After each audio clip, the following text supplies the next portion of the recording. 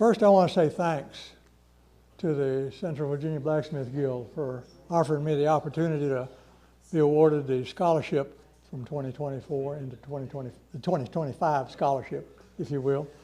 And I attended John C. Campbell Folk School in Brasstown, North Carolina, which is just a wonderful facility. And had a great time there with a fellow named Matt Jenkins, the guy that did 366 hooks, if you ever heard of that, but we'll talk about that in a minute.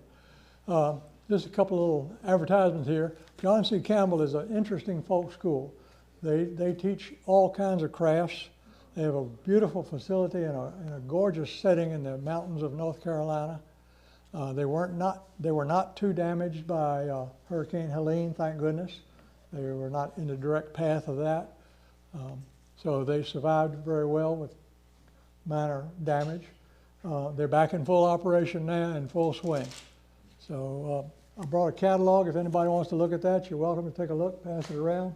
The blacksmith items for 2025 are tagged in there if you're interested in that. The class I went to, like I said, was taught by a fellow named Matt Jenkins. Matt Jenkins is a blacksmith from Manitoba, Canada. Here's my paper. There's my paper.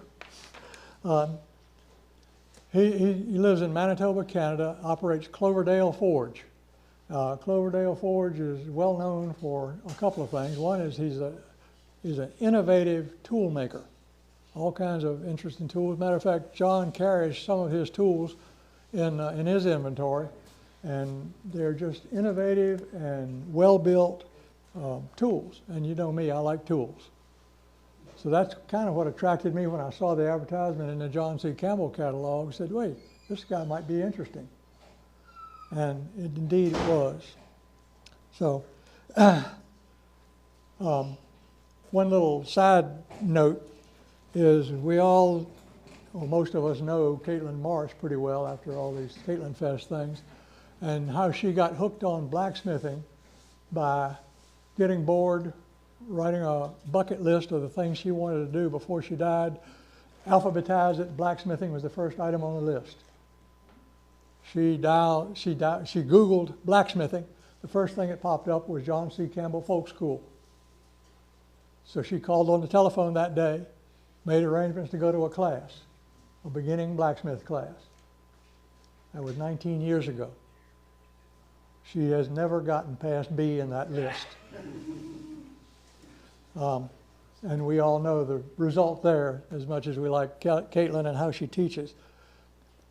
It turns out Matt Jenkins was her first teacher. He is why she is hooked on blacksmithing. And I just thought that was kind of ironic and interesting, as much as we kind of follow that team. Now, Matt, well, the class started with just fundamentals, basics. The class was called Mechanics of Blacksmithing. And what attracted me to the class was that the nuances, the little tips, pointers, techniques, the things I talk about a lot, the basics, the fundamentals, practicing them over and over, starting from the basics and progressing through a variety of technical nuances and changes and additions. And that's what we talk about a lot here too. Well, Matt was in a kind of a slump, a creative slump. Found out his blacksmithing business was trying to go full-time, leave his old job and become a full-time blacksmith. In a creative slump, he just got tired of making the same old things over and over and selling them. So he said, what can I do? He talked with his wife, Karen Rudy Rudolph, I believe is her name. And she said, well, why don't you design and make a hook a day and practice your design and your fabrication and your techniques. So he did. He went off and thought about making the first hook he ever designed. Actually, it looks very much like this. And I'll set it here. But just a simple hook, basically just a flattened, flared end, curled, a flared finial, if you want to call it, and twisted. Put a picture of it on the internet. He got such a response on that, he decided, yeah, I got something here. So he decided to make a hook a day, design and make a unique hook every day of the year. And it turned out it was a leap year, so he made 366 hooks. One every day of the year. Now imagine that commitment and the practice you get by doing that. So how good can you get? And he is an excellent blacksmith today, partly because of that. Anyway, that kind of that process attracted my attention, and I wanted to sign up for that class. So as a result of his challenge to himself, I'll just pass that around, let people take a look at Matt's first hook. That isn't the hook, but that's my attempt to copy it. So anyway, Matt took that challenge and wrote about it and published this book, Hooked. And it's basically pictures of every hook he made for those 366 days. Pictures of every one. Many of them have the plan of how to make that hook, but it's 366 drawings and illustrations here of hooks he made. It's a fascinating book. We've got one for our library. I don't see Verlaine here to find out if it got cataloged yet in our library, but we will have one in the library, signed by Matt. And you're welcome to take a look at this if you want, as we talk about today. And then I made a little, huh? Go ahead. You talk about some days just rather stay in bed, or you hit a wall after 200? He said when he told his wife, I'm going to make a hook a day every day of the year for a year. She said, what? Are you crazy? Can imagine that reaction. She said, have you really thought about this? Yeah. And so he committed to do it, and he did it. He said, yes, there were some dry days where he just didn't want to, but he made himself do it. And that discipline apparently has helped him quite a bit in his business and his personal approach to blacksmithing. And he's, like I said, a wonderful, excellent teacher, and teaches in a very clear manner. So anyway, I made a little photo album, if you want to take a look at this as we go around. That's just a little glimpse of some things I did during the class, just to show some of the illustrations that Matt used to show how clear he is in his teaching style. So anyway, okay. Really, I thought I'd just talk a little bit rather than do a lot of sweating and beating and missing and all that, cussing and all that stuff. And then we'll do a little bit of hands-on work. First thing was hooks. Joe, I don't know how to display this in the best possible manner, but we started out with a progression of hooks. 3, 1. Let me get myself organized here. 2, 3. And basically what we did, we started with a technique and then added a different technique and added another one as we progressed through the course of the day or the week. So the first hook we made, is it better to see it up here or where? Okay. The first hook we made then was like this one. And it's basically just a simple piece of 1/4-inch square with a simple flattened scroll on the end and a flattened place to put your hook. Or put your hanger, excuse me. But the techniques of hammering, hammer control, angle of the metal, and how you hit and strike, those nuances were what really set it off, because he was very clear about why he was doing these things, not just what he was doing, and not just sitting there showing us and doing something and show it out. He was actually instructing us in the why you do these operations and what it looks like when you do it. So we progressed through different styles. We basically have this first simple one, just different iterations of it. And then we went to a little more elaborate, a twisted, basically rounded and twisted, but each step adding one little nuance to previous step, so that we ended up with a progression, if you will. And these are the hooks I made. This is a drive hook like we make in our 101 class to hang your spatula with. And a little nuance on this that I never thought about. It was very interesting, and I'll show you that. But we'll just pass these around and let you look at them. Close enough. So all the rounded part is all the same, correct? The hook itself, you're rounding it off on the horn there? Yeah, all that was done He's on the showing anvil you and horn. Right about here, you want to do it.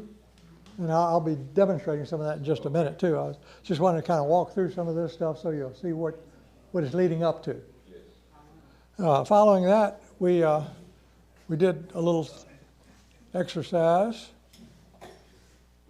where we were making a door handle, a really simple door handle. But the way you make the door handle was interesting. First working out the leaf, then getting this curvature, a technique that I hadn't thought about. So that'll be another thing I'll show you in a minute. I was just kind of explaining these things so when we get to banging and making all the noise, you'll be able to understand it a little better. He calls this a sticking Tommy. Basically, a candle holder that you can either drive into a post or drive into a stump. So that's kind of an interesting little piece. Is this the progression of the class? In other words, J1 is the hooks. I saw the book, it said fire control, then you've got hooks. Yeah. And then the candelabra, are we going? We kept adding different techniques. And that's what you're doing right now? That's what I'm walking you through right now. I'm attempting to. I hope it's not too boring for you. No, I think it's the way to go. So anyway, we progressed into, let's see, where was it? Hooks and The candles. candles, sticking Tommy, if you will. Well, just a couple of other examples. We were doing some punching and drifting by creating a place to hang your hook with. We created bottle openers. The idea there was to learn punching, drifting, and shaping, if you will, to get the shape you want. We made a fork. Now, I didn't make this fork at the class, but I found it in the trash can, about half mangled up. So I said, let me turn that into a hook. The one time was all worked out, and one was burned off.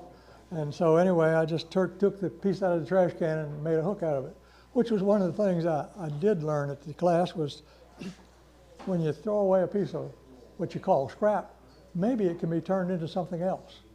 This was somebody's trash. And so that was the idea there. Another piece of trash I found was, we've seen the dog face before. I don't know if that shows up on the screen or not. But this dog face was in the trash can also from a previous class. Somebody had, it was misshapen, it wasn't finished. So I decided to finish it off, and Todd has taught this class with us before, and that turned out to kind of neat. But another trash to treasure thing. But the learning there was you can take something and repurpose it, rethink it, change it a little bit, finish it off, those things. So that I found as an interesting exercise during the class to learn how to utilize everything, change the shape of it. One of the things that Tom has taught me over the years is you don't always just put things together or punch a hole in it or bend it over. You can totally change the shape and configuration of the piece of metal. That's what blacksmiths can do, that no other trade that I know of can do, short of casting or something like that. So anyway, that was a revelation, if you will, or a continuation. We continued on, though, in the class with welding. No, let me first talk about this. This was a stake turner, and that was made as an exercise in not only tapering, bending, curling, but finish, fit and finish. Our challenge with this piece was to make it as neat and clean as possible, with not hammer marks, nice contours, proper proportions, and that sort of stuff. That was the intent behind this exercise, to make that. And of course, I had to put my little nuance in it. This is a left-handed steak curl. I was going to say that. Over there. That's for well Yeah, done. I thought it was a That's left. for well done steaks. You're left. I knew there was something wrong with it. Yeah. Pass it around the other way. We also did forge welding. Now, I can't do that here today, unfortunately, because we don't have the facility to do that. But we were trying to make a fire poker, and the way we made the fire poker, hope I didn't bring that example, was basically form a loop in the end of a bar and weld that loop shut. Then split the loop here, open it up, and turn it into your fire poker end. You just taper out the two pieces and curl one, and you got your fire poker end. Very simple, quick, easy, and attractive way to make a poker. So basically just fold it over, weld it, cut it, then work out the ends. My welding sucks. What preparations did you make to the tip? Did you like scarf it and all that? Yes, we had to scarf. We had to make a scarf on the end of the rod that was sort of rounded like the ball of your foot, if you want to think of it that way. So when it folded over onto the parent metal, you could hammer it from basically the center, would weld first, and then work your way out to the edges. I'm not saying that very clearly. Because once you fold it over, you want the center of it touching so that as you begin to weld, it fuses in the center and pushes out all the impurities as you begin to continue your weld further iterations. And once you get it stuck, put it back in the fire, flux it again, and then work it around until you drive all the impurities out as well as fuse the metal progressively around the contour, if you will. Does that make any sense to you? Did I answer your question? Sure. What y'all use for flux, Bruce? We were using borax, just borax, because they had it there at the school, basically. Now, like I said, my welding absolutely is terrible. Well, you know, Mark asked for it, man, said you just hit it twice, turn it over, hit it twice, and you're done. Yeah. If you'll notice on this one, let me lay it on here so you can see it. I don't know if you're trying to get this on the camera or not. But this one absolutely is horrible. It's stuck, but it's ugly. I like the old Volkswagen commercials used to say it's ugly, but it gets you there. But anyway, it's stuck. I made it, and I didn't like it. But anyway, that's why this one is so short, by the way. This is about my third or fourth try at making that weld. This one, the weld is ugly, but it worked. It does function. And Ted, you can pass that around and see how that weld kind of progressed around the contour of the bar, if you want to think of it that way. This one I got stuck, but stuck is all it got. Anyway, I'll talk about that in a minute. This piece was just a practice piece. It was the cut-off piece that I screwed up on that other one so many times. I made one half-decent loop on it, which is this one. And then I was just practicing by trying to make a double loop out of it just to see what happens. So, The difficult part about forging is the time. sir? Difficult part about forge welding is the time. Mm-hmm. Time out of the fire to the time you're in there. Yeah, I've still got a ways to go. Now here's our expert here. Are you going to do the class with? Eventually. Okay, we're going to have a class in, or our Urbana Level 1 certification workshops. Jesse's going to lead us in welding on that one of these days when we get around there. Anyway, so the welding, like I said, well, I'll explain the welding. We made basically our hook, our poker end, if you want to think of it that way. Then we took 4 1/4-inch round bars, welded the ends together, twisted and untwisted halfway to make the basket handle. We welded the basket handle to the stem. Doing the drop down? Hmm? Doing the drop down? That was a drop weld. That's difficult. Actually, this one, other than one little spot that didn't take, wasn't that half bad. The other thing we did, we made a collar. You got 2. We made a collar to wrap around the opposite end and weld it on to make the finial on the end. So it's got 1, 2, 3, 4, 5 welds in that. But that was an interesting exercise. I did learn a lot about welding that I wasn't familiar with because I don't have coal fire at home to use in my shop typically. So it was a great exercise in that, and I just need more practice, like we all do. What was that drop word or something? Drop down?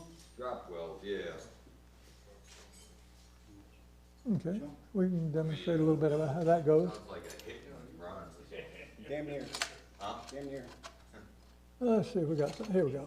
We'll just do this. Grab their tongue. I got some here somewhere. Basically, once you, nah, it's not the right one.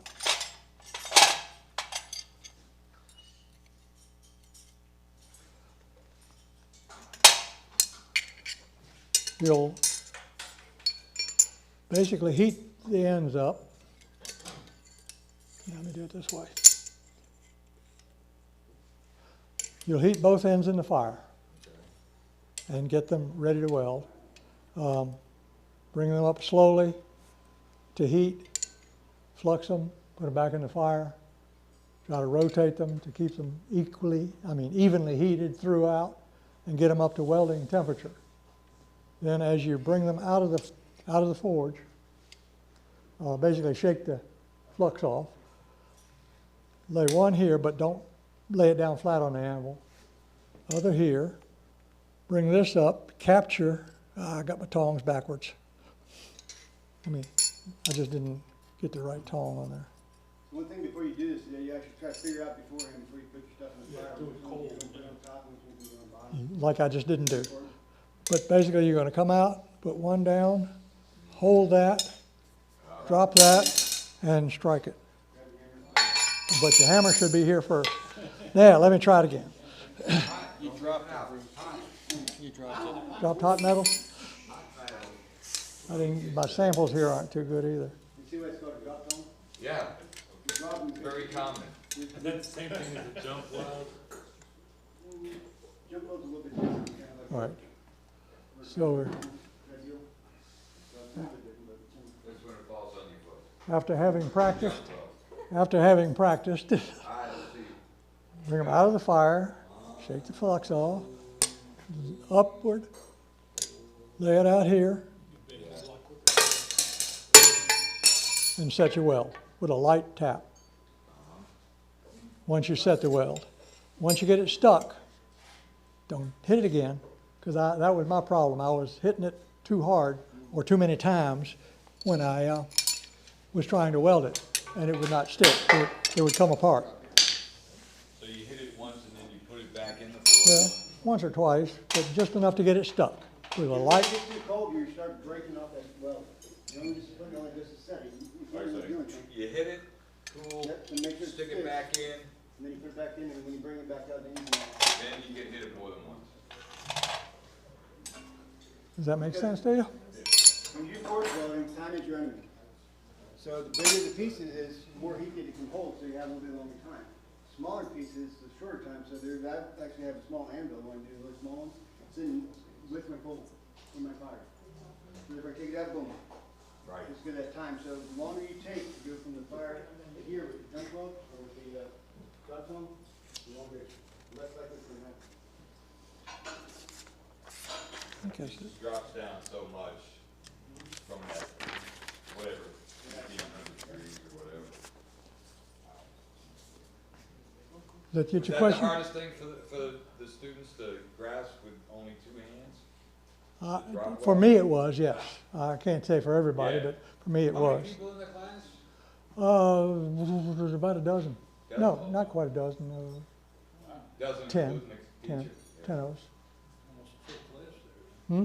Almost a full class. Yeah, it was a full class. Yeah. Is that what they limited to?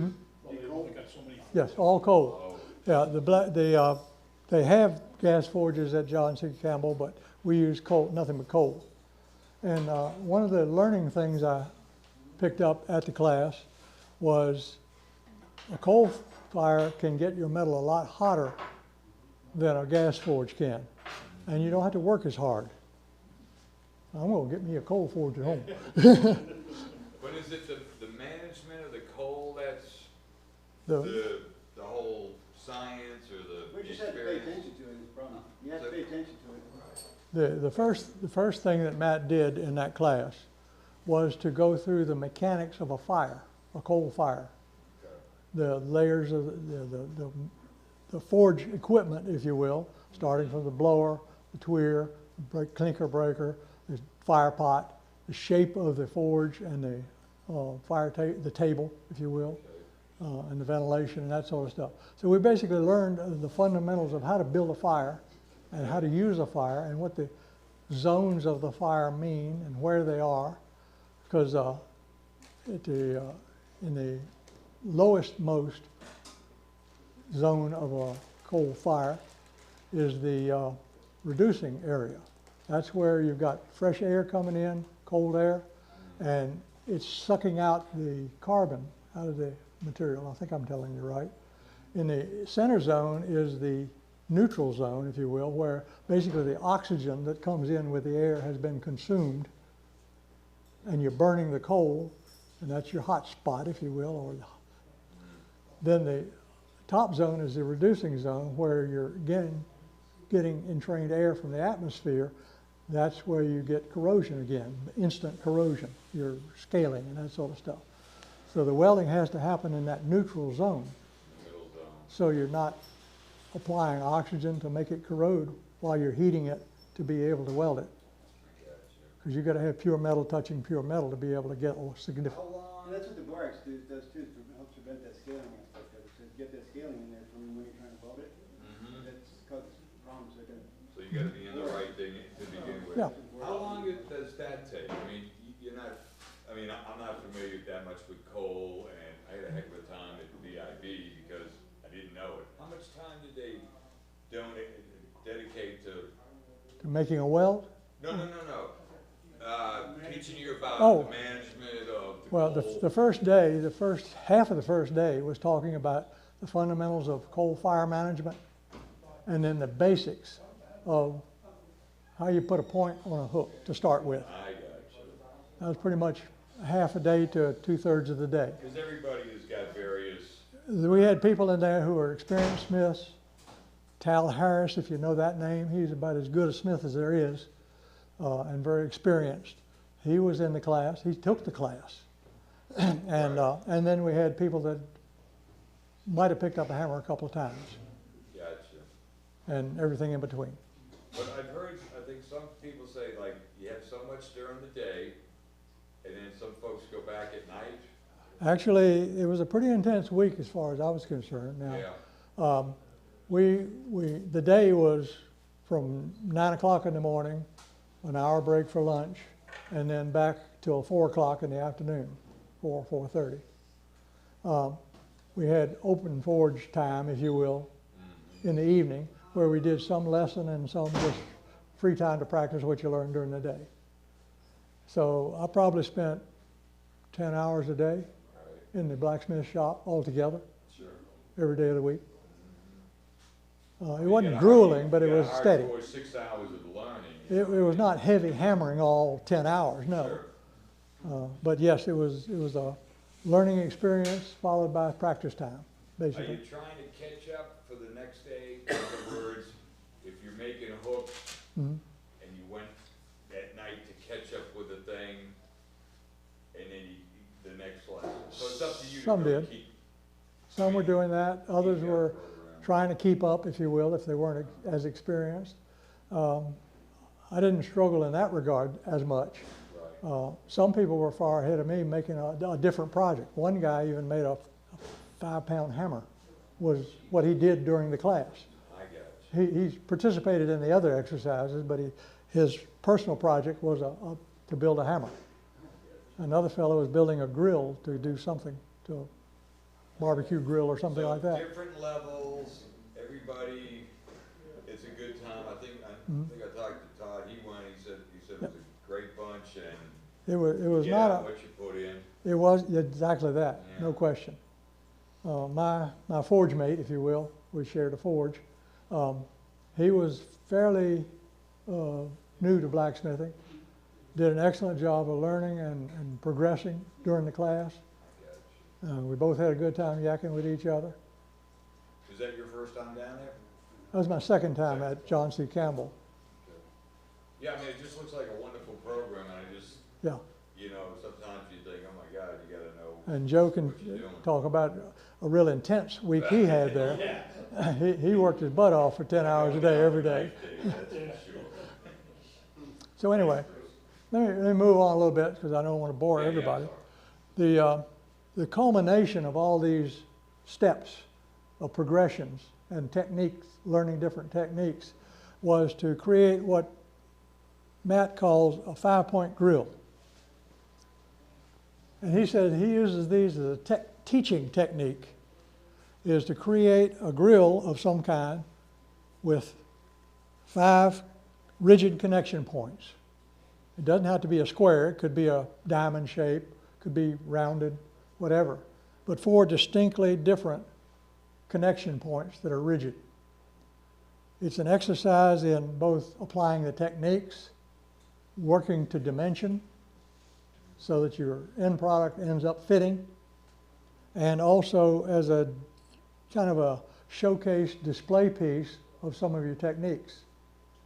This is one that Matt made during the course of the week while we were off doing our free time thing, if you want to call it that.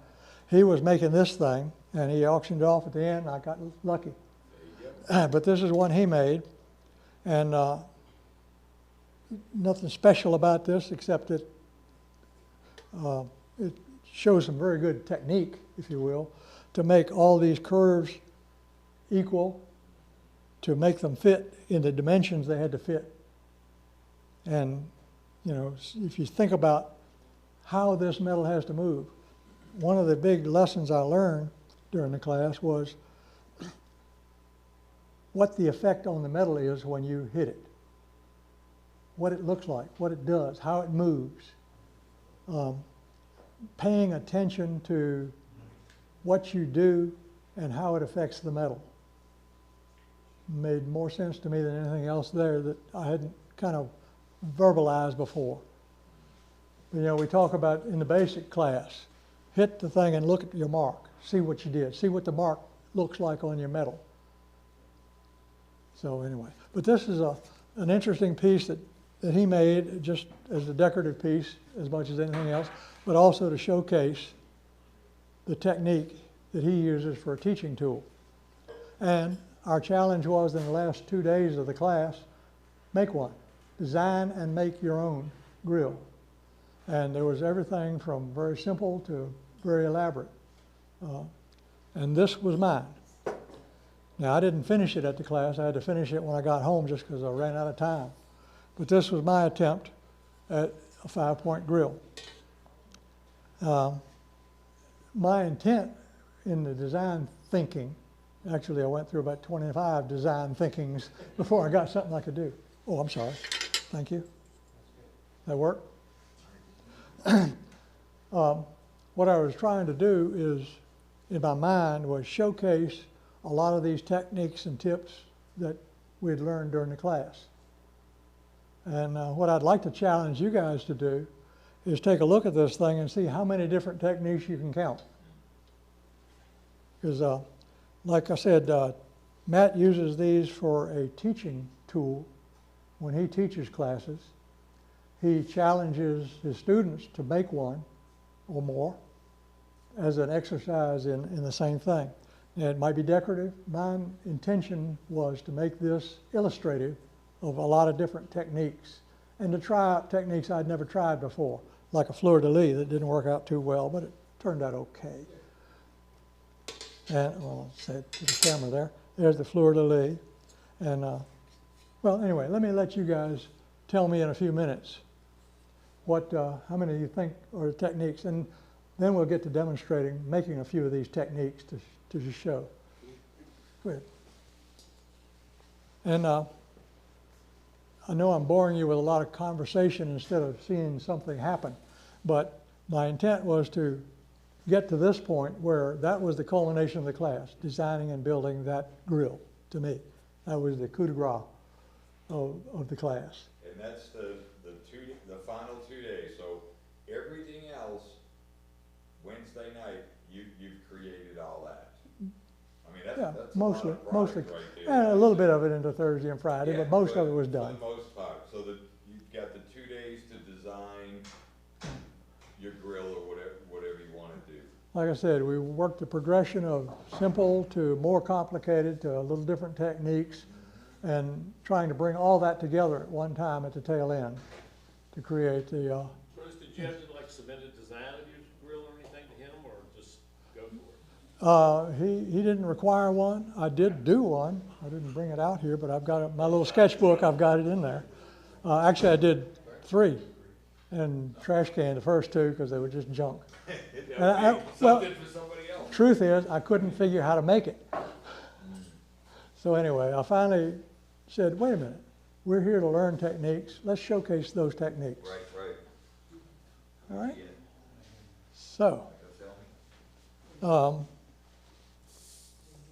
and let's see, I think that pretty much covers, How was Oh. lunch? You didn't talk about lunch in huh? there. Oh, the food is fabulous at that place. There you go. Every meal is I'm fabulous. telling you, man, when you go there, it's like, holy. Every meal is fabulous at John C. Campbell. They're all homegrown foods in the local area, and they've got an excellent chef and kitchen staff, and it's just a gorgeous place to be. Does And everybody eat thing at the to- same time? it's regardless of your class? they take a break. Everybody in the whole school, no matter what kind of class you're taking, and they've got a central cafeteria if you want, or dining room. Nobody will sit with you because they say they're not sit at all. So That's right, nobody will sit with the Nobody will sit with blacksmith. the blacksmith. They could usually, Yeah, put a different T-shirt on. Oh, Oh, guard. usually, it's cold section. Yeah, that's what. usually they could smell us. But, A mile away. but no, it was an interesting thing, and you might sit across the table from a weaver, or a basket maker, or a chair caner, or a who knows what, candle maker. And it was just a fabulous opportunity to get together with other people who just are there because they love making things. And matter of fact, if you look at the last page of this, what struck me as I was kind of signing out at the tail end of this thing, they've got a huge quilt, if you will, Oh, okay. hanging in their main gathering room. And it says, "We still make things." Yeah. And that just struck me, and it's a really beautiful quilt. But anyway, what I was going to point out to you, this is the display. At the end of the school week, all the different crafts put out a display table of what they did during the week. And it's just a fabulous look at a lot of different crafts. There probably were 20 different craft types being displayed there. Everything from kaleidoscopes to weaving to woodworking to metalworking of all kinds. It's just fabulous. But there's the blacksmith display, if you want to look at that, at the tail end of it, of the people in our class put out our wares, if you will, for display. And they make a big celebration out of it. It's a wonderful trip. So I guess you guys are tired of talking? Tired of hearing me talk? You've answered all my questions and proceed on. All right. Did you use a lot of traditional blacksmithing tools? Sorry? Did you use like traditional blacksmithing tools, no power, no cutting? They have power tools available there. I didn't use any. Some of the people did. The guy making the hammer used a power hammer and a sledgehammer and all kinds of stuff. Matter of fact, when Matt made that decorative grill that he made, he used power hammer to do most of that. So anyway, does that answer your question? Yeah, the course I took, we weren't allowed to use any of that stuff. Oh, you took the hardcore course. No, we had it available and we were able to use it if we wanted. What was the name of the class you said? Hey, Bruce. Yes, sir. What was the name of the class you did? Sir? What was the name of the class? The name of the class was Mechanics of Blacksmithing. And basically starting from the beginning, progressing through into a final product. Do you stay at the place? Sir? Is it lodging there? Or? There's lodging available there. Yeah. There's also some nearby lodging 4, 5, 10 miles away. My wife went down there last week and she took a class in weaving, not weaving, knitting. And she stayed at a little B&B nearby. It's just an idyllic little mountain setting that the whole place is located. Fabulous story. The story is in that catalog, so read about the history of John C. Campbell. And this is their 100th year of operation. So it's wonderful. All right. What do you want to see?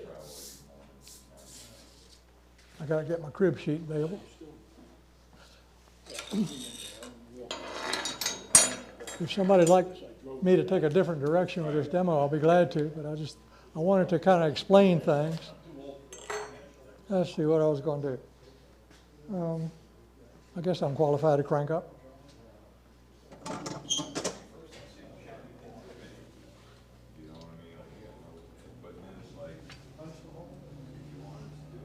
All right, watch your eyes.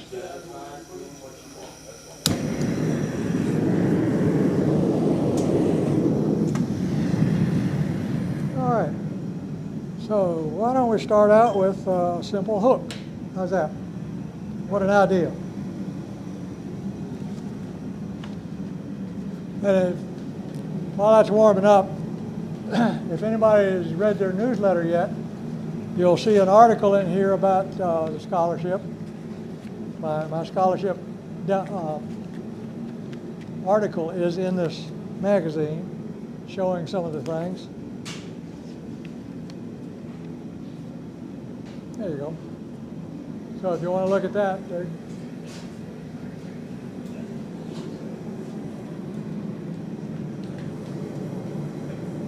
And there's also a review of the Hook book in there. You selling these? No, okay. Book is worth having, just for the inspiration of the different ideas you see there, different techniques you may not have thought about, want to try out. It's a very good opportunity for that. So let me get some stuff going here.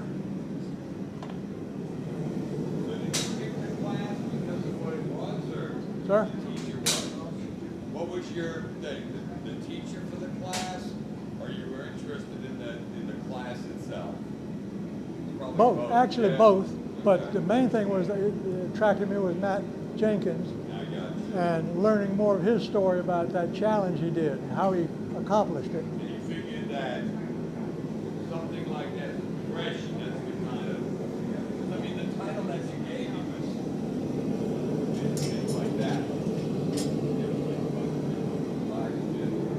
Right, what was the name of it?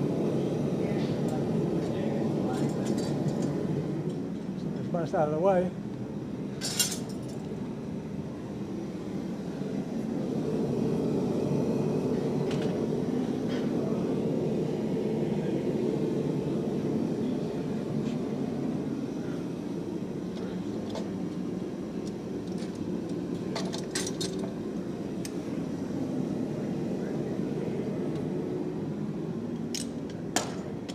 I'll explain that in a little bit.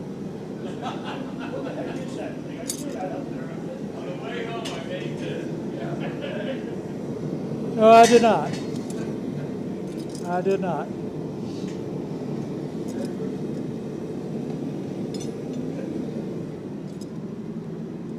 You want to explain the old deal right there, Bruce? Want to explain it? Yeah, your whole holder? This thing? Yeah. This is a store bought, okay? Fiery Furnace Forge, Dave Custer, the guy that made that hammer, sells this. It's a very interesting little setup. You've got tools, short tools for a couple of reasons. Comes with a tool clip. What? So you don't have to hold on to anything. Okay in the camera? The project. Go to John, see, I'm gonna make one of those, man. Absolutely. As a matter of fact, and he sells the kit that has this, and about half of these tools. The other half I made. But a couple of features about it that are really interesting. One is, like I say, it's a short tool. Think about that. As you think about the mechanics of blacksmithing, I'll show you the difference.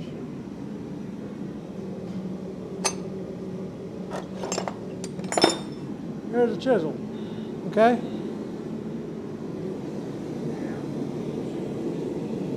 Oh, you, that's a good point. If I'm trying to cut a piece of metal,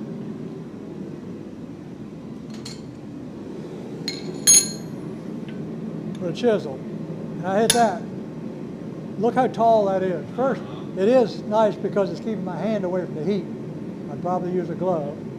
But my index point on this chisel is right here, so I know which way it turns. It's a little flat spot.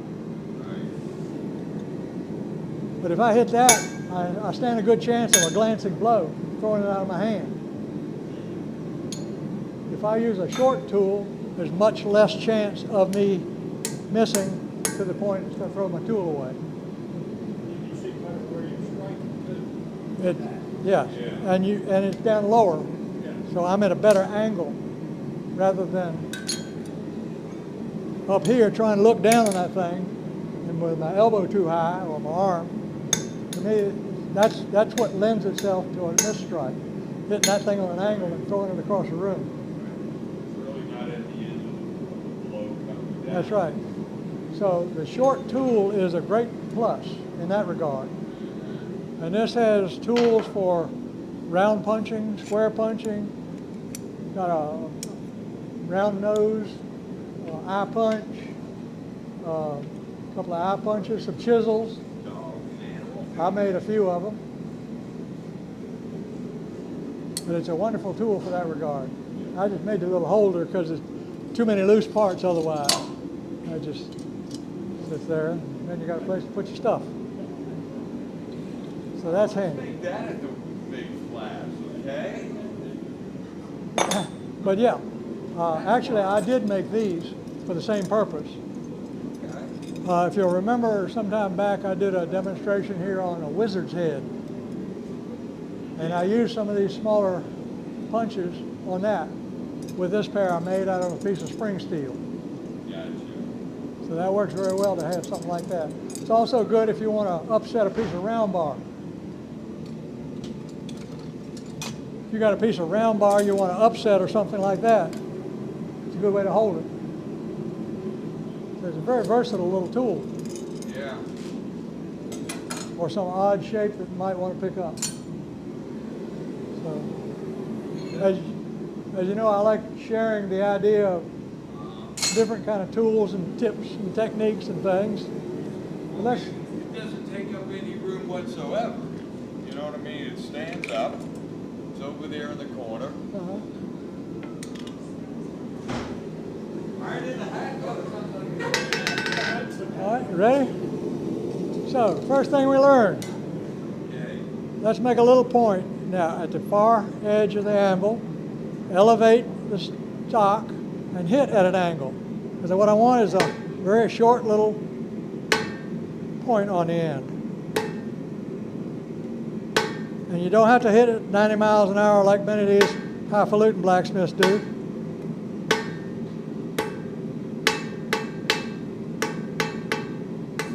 And I'm going slower than usual. What you want is a very short little point on the end to start with. If you make it too long, you stand a chance of that point being drawn out too far and too thin, wobbly, break it off, whatever. So that's step one in making a hook. That was the first lesson we learned after we learned about fire making. But the little nuances that Matt offered during the course of the class were what struck me as worthy. That little, how high you really lift it higher than you think you ought to. If you look, you'll see Caitlin doing the same thing. Now that I look back, I see her doing some of those same techniques. And I think I kind of understand how she fell in love with blacksmithing from that one class. Yeah, I think that the person teaching or, you know what I mean, explaining, Uh-huh. that has a lot to do with And then, how you. now what we're going to do is, on the near side, down at an angle, back about an inch or so. Don't miss. I just broke it off. I just missed.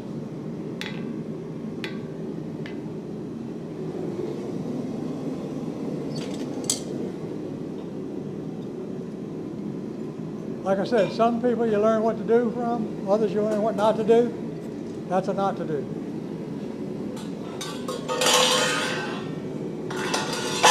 Get up there. Let's try again.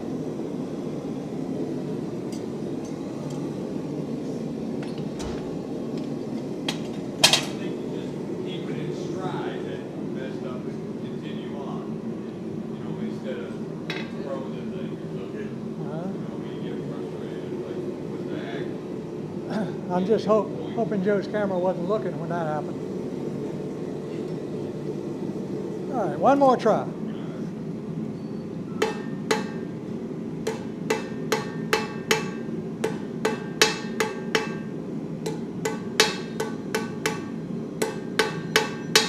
Come on, Hal. We're going to get that little delicate point started. Okay. Now let's try again.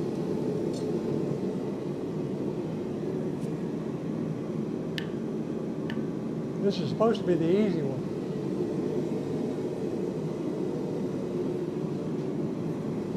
Verlaine, do we have the hook book registered in the library yet? It's at my house and registered. Our library does have a copy of that book. It will be available next month.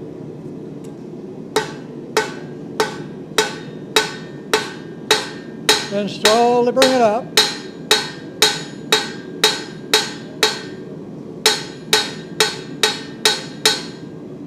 And kind of finesse it around a little bit.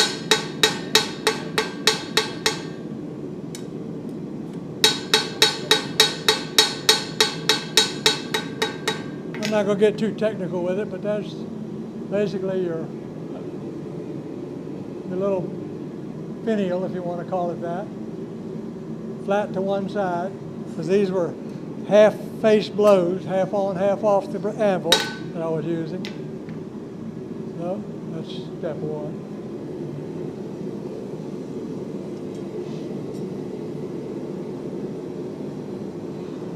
I think I'm blowing it all together.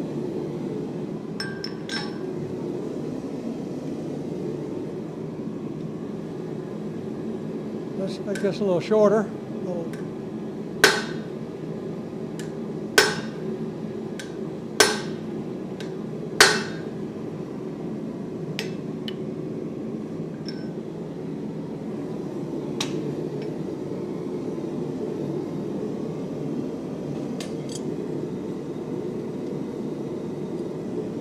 Let's go ahead and cut it off.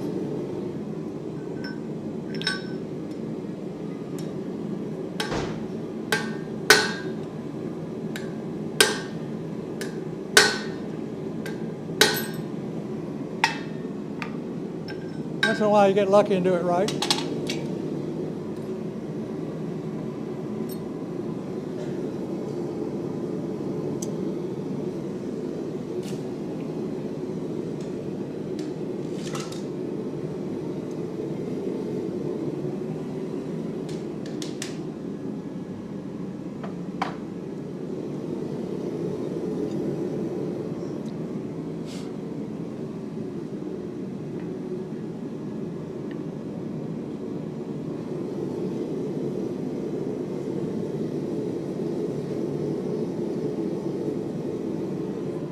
Same idea, our little point.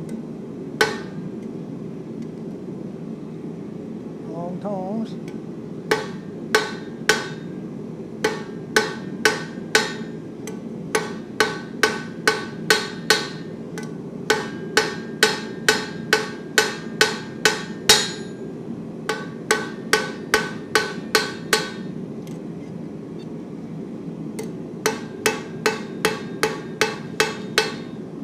And what I'm doing now is knocking the corners off so I can start rounding it.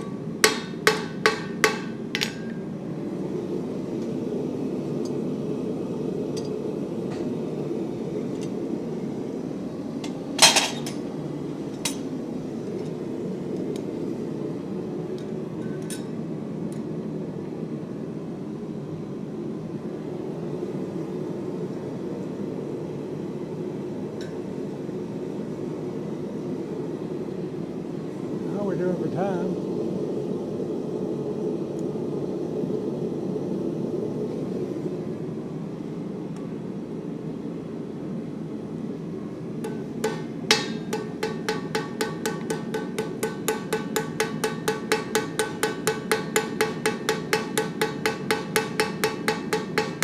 What I'm doing now is called plenishing, rounding it and smoothing it.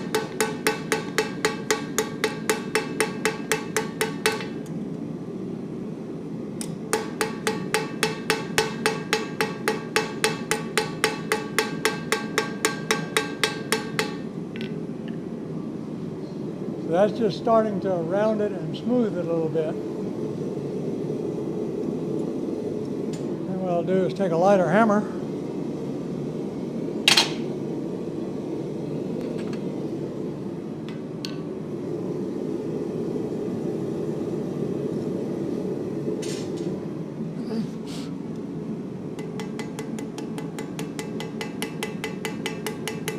This just gets a nice polished, smooth looking finish.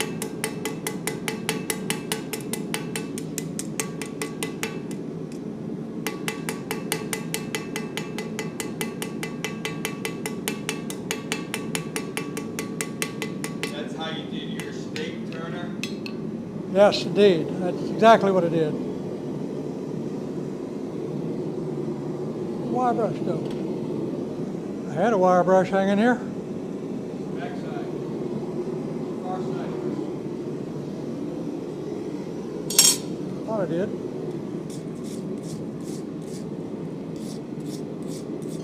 Do you bring your own tools down They've got a room down there that's about a third the size of this room. There's nothing but wall-to-wall tools.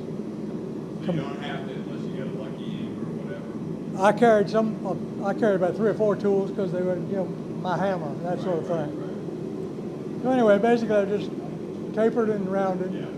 Nothing special here. Nothing most of us haven't done a lot of. But the idea of the repetition. When you took your class at VIB, how many hooks did you have to make? 100 hooks. Right, 130. I haven't made 100 hooks in my whole life. We got 10 right there. That's just a start. So let's just go ahead and figure what we got going here. Huh? You've seen this happen a lot. With just the techniques of how to curl and roll and make it look like you want it.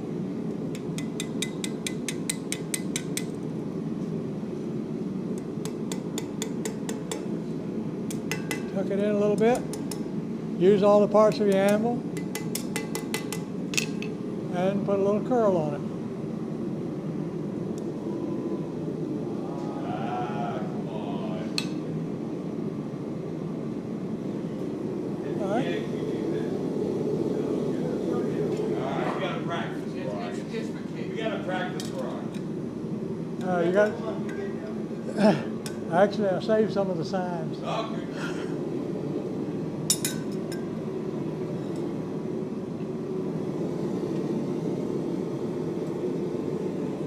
Sometimes you don't need a big hammer.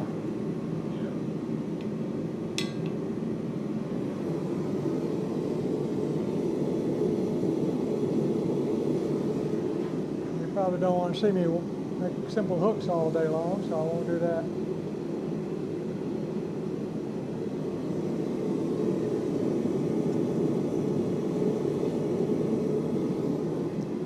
Cool off the tip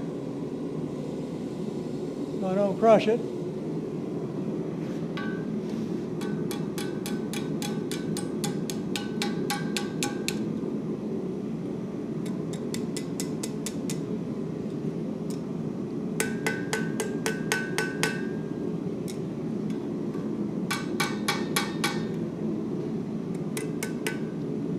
Not too bad.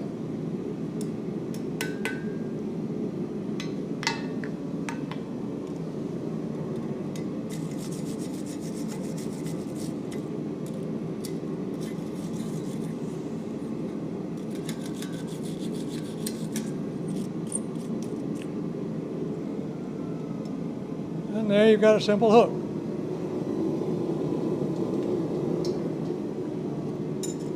Nothing magic about that. Nothing special. We've all done a lot of them. A lot, not 100 maybe. But the nuances of how to hold the metal, or how to strike it, that sort of stuff brings it home. And the more and more you practice it, the faster you can get for one thing, and the better, the more consistent. What was your challenge in that class? Was make 100 hooks? Then you had to make, what, 2 in a couple of minutes? And they had to be alike. 2 in 5 minutes. 5 minutes max reach. One thing I wanted to learn how to do down there was make a fleur-de-lis.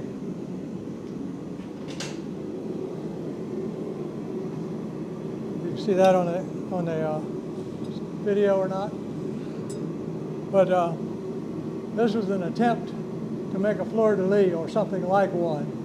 It didn't turn out like I liked it exactly. It was, get it?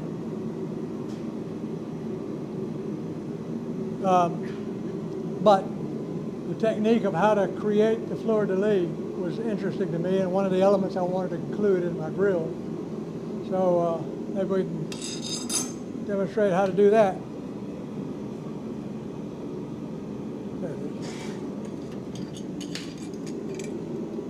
This was my practice at home before this demonstration. And here's another one. Well, let me show it over here. Got that, Joe? What we'll do is go ahead and see if we can make one.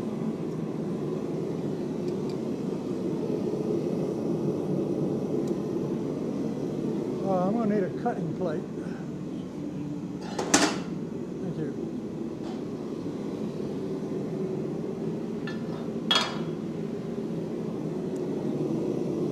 And a real hammer.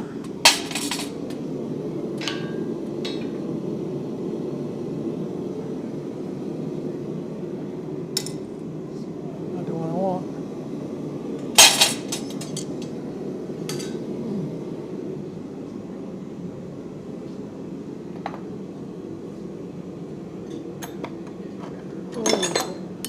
Can you find me a right-hand glove? I forgot to bring mine in. Another kind of convenient tool holding device, using quite a bit. First, I want to keep my hand away from the heat. Second, I want to be able to hold it steadily and not strike my hand.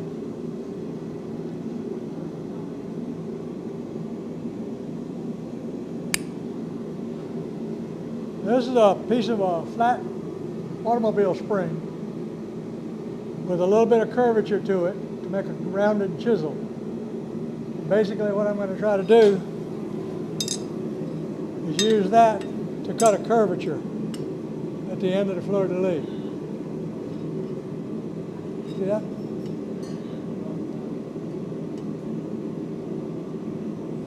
And what I did was I pre-cut the blank cold with this chisel just as a starting point, so I can find a groove when it's hot and be able to strike. So get myself ready here.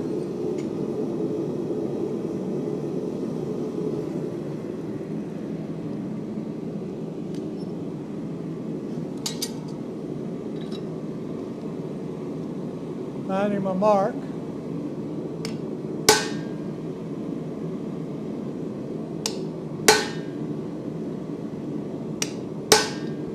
Deepening it, but not quite going through yet.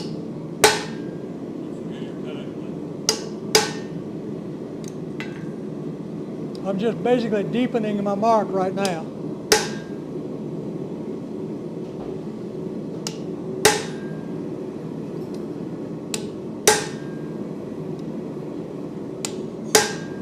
Not to mention heating up my hand.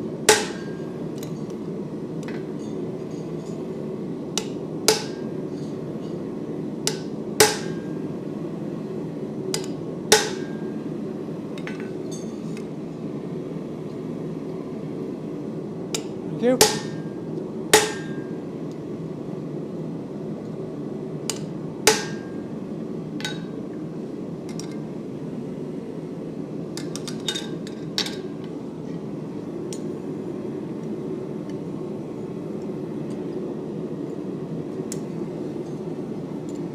Got that, Joe? So basically what I'm trying to do right now is just deepen the marks. I had put a cold mark on there where I wanted to cut. And I'm just basically deepening that cut. And then we'll try to cut through in a minute and take that little piece off. Y'all see?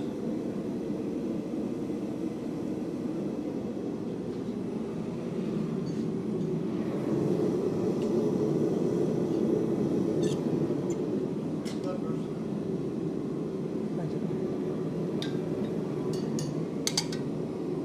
All right.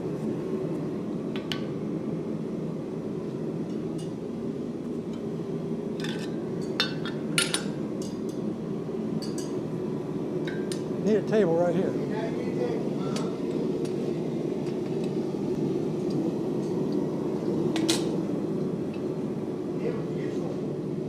Huh? You have to me to have a table.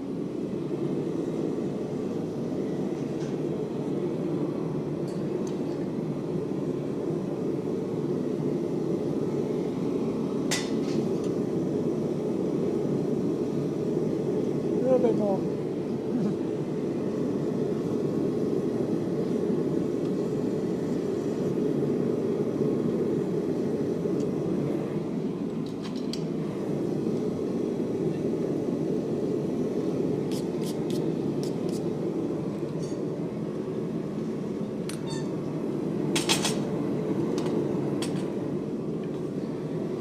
Let's go a little deeper now.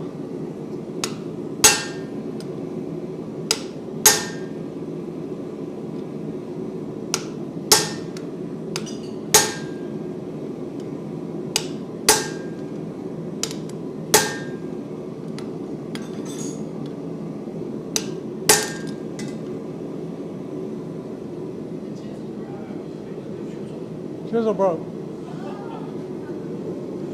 Okay.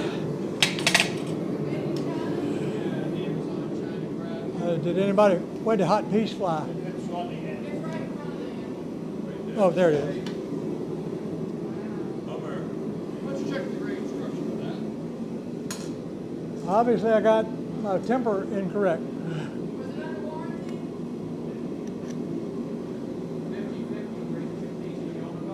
Here, Ted.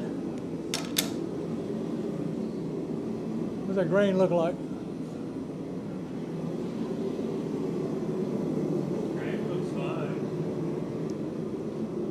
I've used this quite a bit, so I've probably just fatigued it. Could have had that track music for a long time. Might have.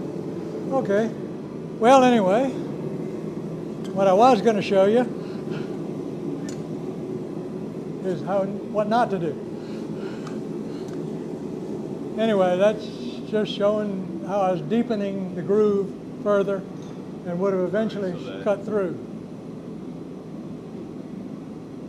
Want to get that, Lisa?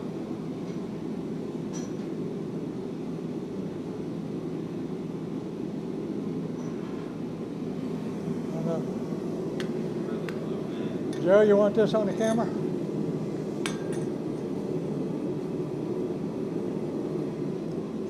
Well, I apologize for that, but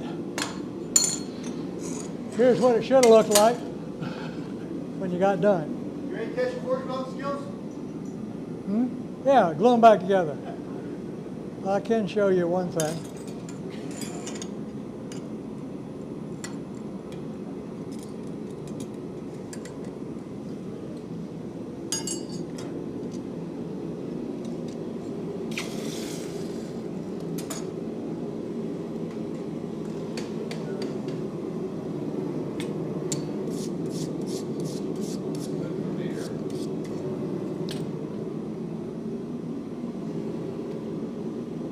So the pieces from the diamond Sir? get cut off? The pieces from the diamond? That's what I was going to show you. Okay, In these two, this one. okay. What you'll see here Uh-huh. is where I had pre-grooved. Okay. So And that- this cut gets This cut was going to off, cut totally away, that gets cut. and then these pieces be and curled then outward. The curve that you made here is then here. Tell you what, come out, let's show them what you're talking about. Point out what you're talking about right there. Oh, okay. So we cut off this here, Yep. and then the same tool, which you do Yep. this, then that gets cut here, and then you bend that out. Yes, It's not this material here. there you The go. next phase up Right, that you then gonna come on down. that was the idea behind that. So that curved tool right there, very Pass important. these around, you can see my template here, if you will, where I pre-grooved it, just so I could find the mark when it was hot. And then that's what I was going to cut out. There's two features about this that are interesting to me. Like I said, I learned a lot from Matt about watching what you're doing and understanding what your effect is on the metal with the hammer. Is by using this chisel, and you can see there's the point of the chisel there. I'll pass all this around in a second. But by using this chisel with a fairly blunt point, not a real sharp point, it gives you a nice little feathered out edge that looks attractive from what I'll call the front side, without having to do any grinding or filing or anything like that. So that's the kind of thing I learned a lot about, looking at what you're doing to see how it affects what your outcome will be. So you can see where that groove is wide enough. Once it separates, it's going to give you that nice little bevel. That make sense? Yep. Yeah, if not, if you cut it on a blade, it looks sterile, and then you have to come. If you cut it out with a bandsaw or something like that, you got a square, ugly corner that you've got to treat some way. But the thing about Fleur de Lis is flour. Right. Flour kind of needs to have this kind of Right. look at Looks like knee on the Tell you what, here's another example I'll show you. Get a piece started in the fire. I like that idea. Let's do that.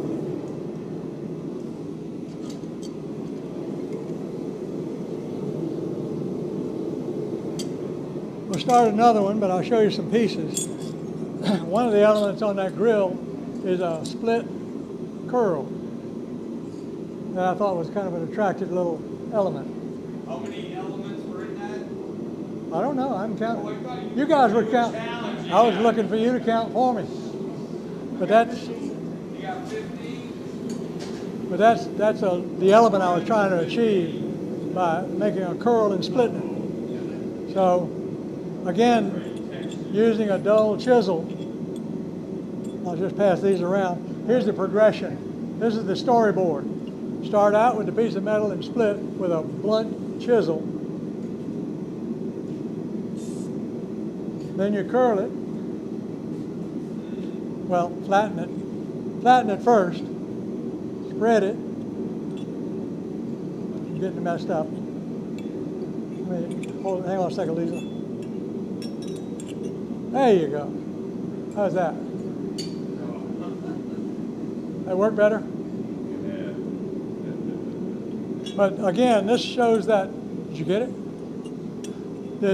Again, this shows that blunt bevel chisel, making a nice attractive little groove in there that turns out to be a nice feature in your final piece. So that's kind of the storyboard of that. So let's see if we can not screw up this time.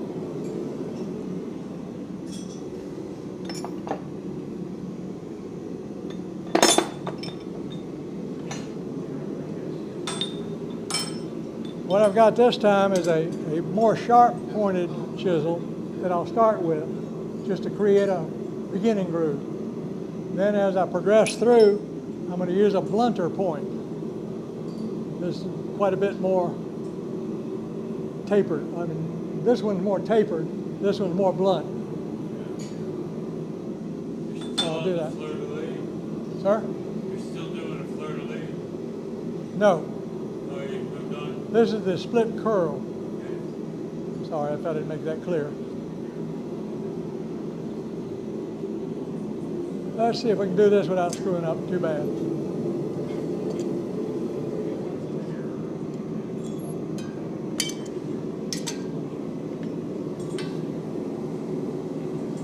Guess I'm screwing up too bad.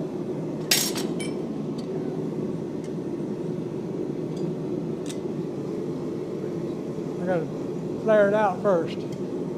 Messed up. Oh, okay. You're gonna reduce I'm gonna widen it and thin it.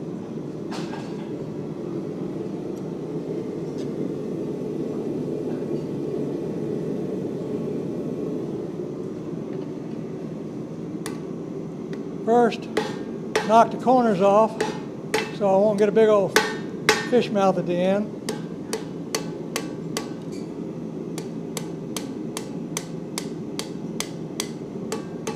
All I'm doing is knocking these sharp corners off, otherwise they look like cat's ears when I get done, if I don't do that. So make sure it gets good and hot. Like I mentioned earlier, one of the advantages of coal fire is you can get the metal a lot hotter without burning it up. And it moves a lot easier. But we'll do. We'll make it do.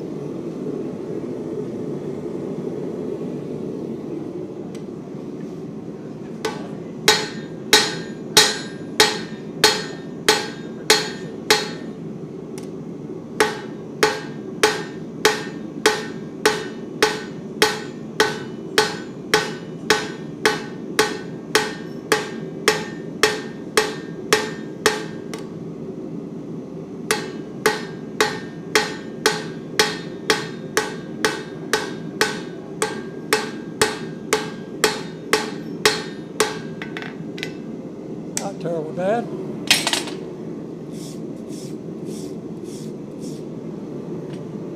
Here.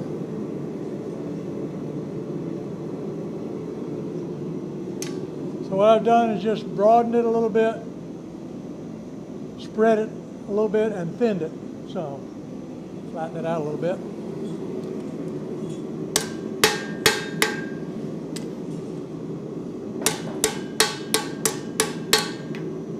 Yeah, that's good. So you can see where I've just broadened it and thinned it. Make sense? Very simple. Nothing spectacular. Actually, nothing we did in the class was spectacular. It was just a lot of little nuances, a lot of little techniques. Now we can split it.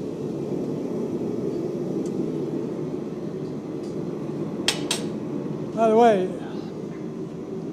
as I was practicing for this demo, I fell in love with these tongs, or this shape of tong. I had never used it much before, but I found these in my old rack of $2 at some yard sale, tong sale.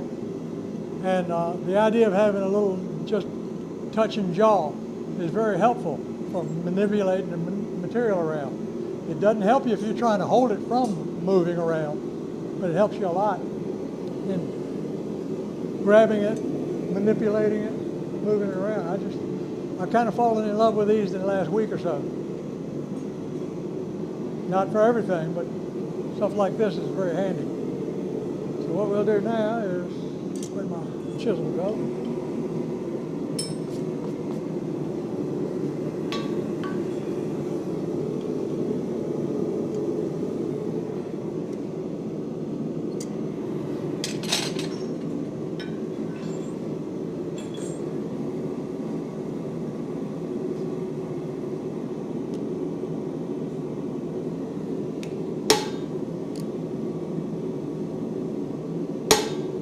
What I'm trying to do is, this is a rounded point chisel. I'm kind of finding the groove and rocking it forward.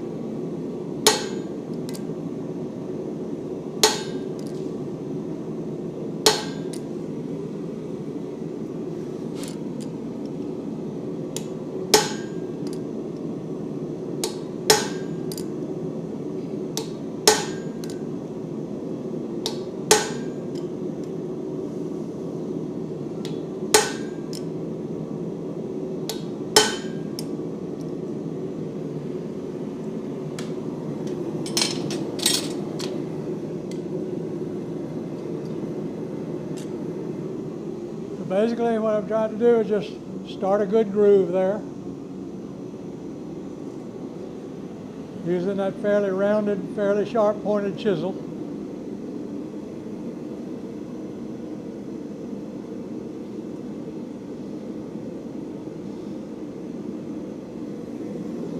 Lisa's getting all my missed strikes on camera here.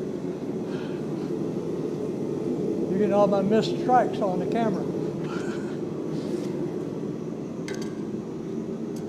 Question. Yes, sir.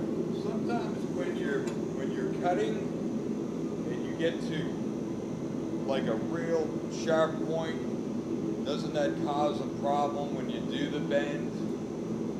You know, in other words, it's a straight Yep. cut instead of an angle. I saw this right here. It Yep. kind of went in. Does that help prevent? You know what I mean? I mean, all of a sudden it's got a Sharp cut corner, here. yeah. Yeah. Actually, I'm going to show you that in a minute. Okay. No, you have a good point. You got a good point, because otherwise there'll be an ugly little piece of flashing in the middle of your cut, and we'll try to show you how to eliminate that by, once you start spreading it open, use a little fuller in it to round out that groove instead of having a sharp V. That's the theory, anyway.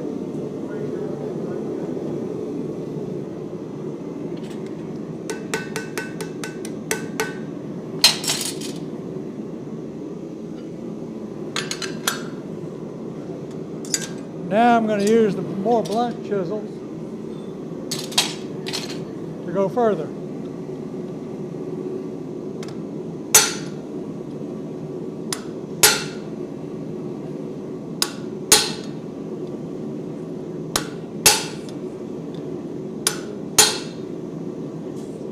Now I just started splitting through now. Working my way back down the split. It's beginning to spread a little bit. Good, that's a good thing.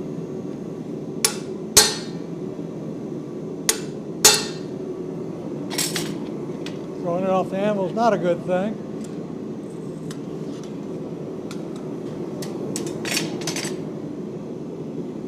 Let me make one more cut with this, kind of down in the corner here, because it'll get in that tighter corner better.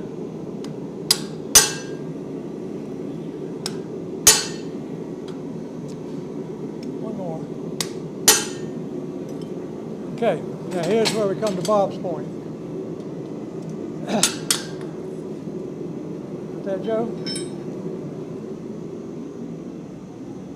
So you see your flash down in there, the sharp split. What we're going to do is spread that open a little bit and put a fuller down through the middle to round that opening out a little bit. That make sense? Kind of preventing the split from happening. Yes.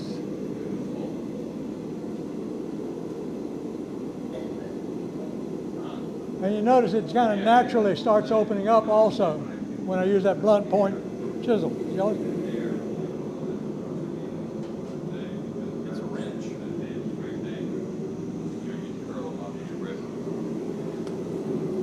So here's where I got to get over there. Actually, like It much looks like a claw hammer. That was one of the points I wanted to make. Is that's probably how you make a claw hammer. I just want to get my face set.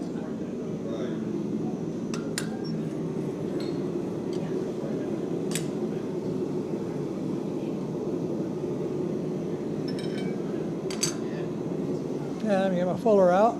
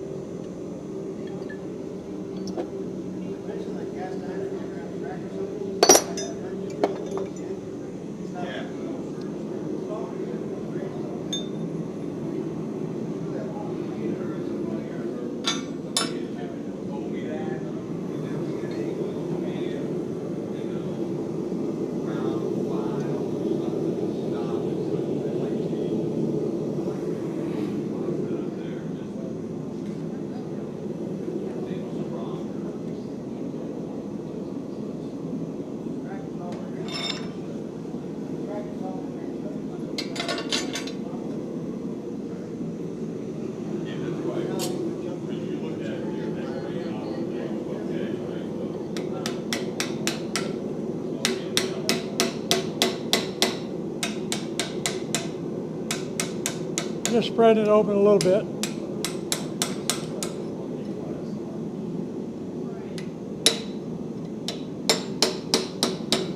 Just kind of fullering that notch a little bit, just so it won't be so ugly. That's the blunt, that's the blunt one you're doing it in the. Right now it is. This is the blunt one here.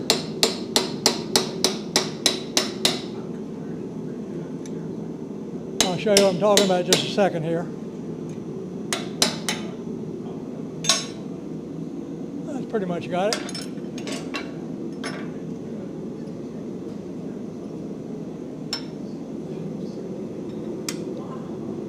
I don't know if you can see where I just kind of put a little blunt corner in there, if you will. Can you see it? Get it? Works. Well, what you see, I was just putting a little bit of a fuller mark in there, just so it won't be a sharp crotch.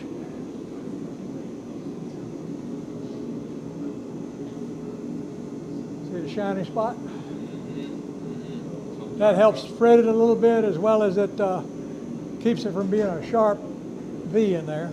Now the next thing I'm going to do is a little bit of a filing work, just to knock that flash off of there while we got it this way before we go much further. Get this out of the way.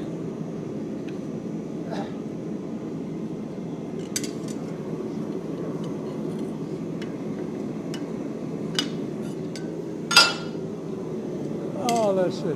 File.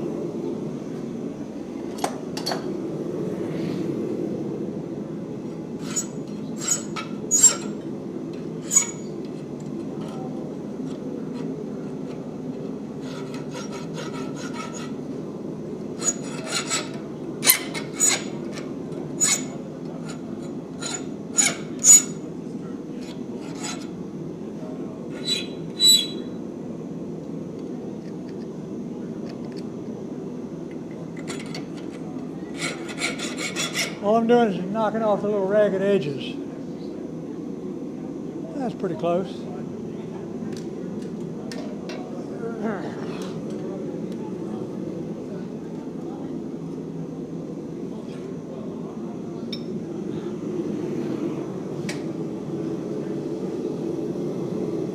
Back in the fire.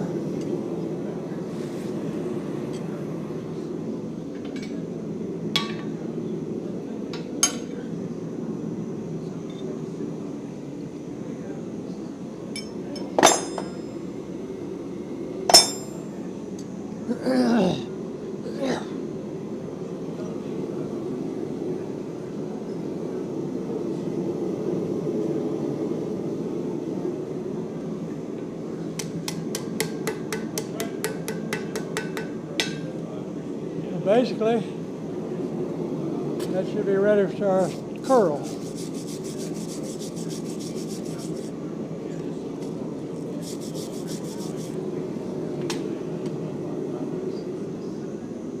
see the V groove pretty pronounced. And that, by that, Oh, yeah. by that chisel progression, if you want to call it, it makes a nice little bevel Yeah. that you don't have to dress up with a file or a grinder. That's just a natural cut. Once you clean it up, it looks pretty nice. Now we'll just make a little curl on the end. You got to see it. But that was the kind of nuances that I keep talking about that Matt brought out. The idea of using the tool to make the shape you want, to put the finish on the material you want. Now we'll finish her up. Yeah. I even got it right. When I did it at home, I turned it backwards, upside down. But it's like you're doing two things at once. You've got your bevel and you've got your cut. You know, Well, so like you said, using the right tool. when you drive the chisel down through it, kind of naturally begins to open it up. Right. And then you got your bevel and your cut. Yes. Instead of, you know, pressing it back after it's done.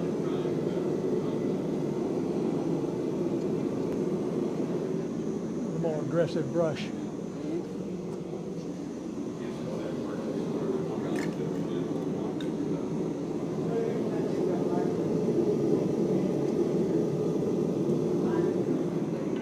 And then we just make a simple curl. Yeah,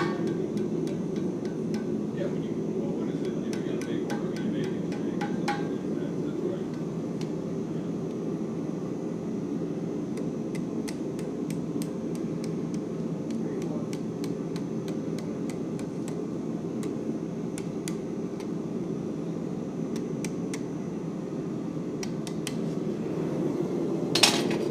And of course you can overdo it, so be careful.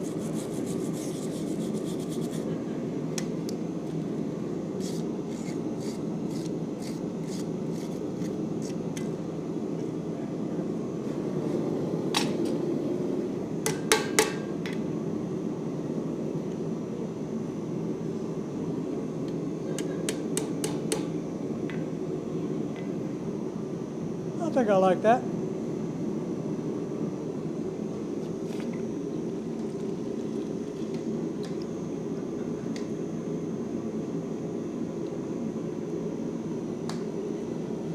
What are we doing for time? 11:10. How long you want to go watching me fumble around?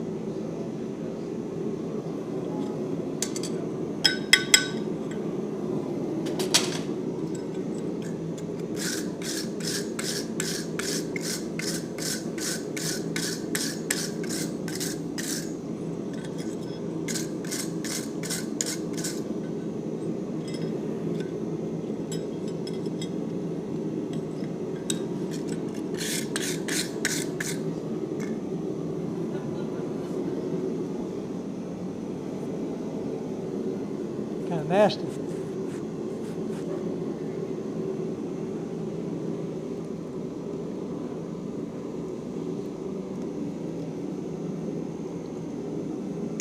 I want to get a paper towel and dry this thing off. Good idea. Just dry it off and pass it around.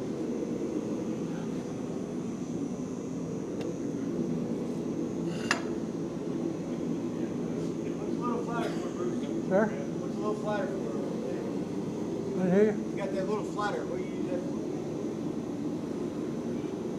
for? A little flatter. Oh, I'm not sure yet. I just brought it in case I needed it.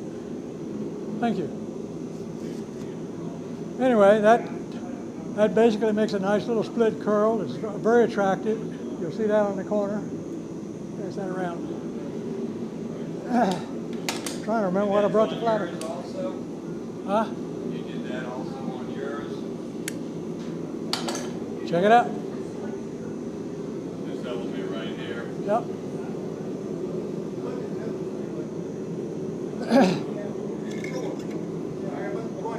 Huh?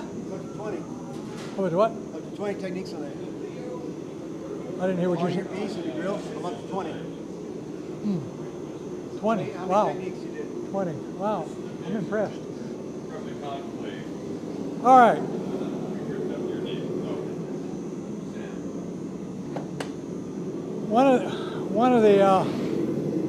One of the things that believe it or not, as simple as it ought to be, was a little befuddling, was how to make these upsets. What I was looking to do was upset the end in an attractive way to make an end piece, a finial of it, if you want to call it a final. And then I had a problem. When I was trying to do that, I would clamp the hot metal in the vise, and I would strike it, and guess what? That's a problem. It actually was very difficult because I really had to yank down on the vise and heat it up a lot of times. So I got to thinking when I got to the house, how can I do that better? So I got to thinking what I had around the house to play with. And that's what this comes from.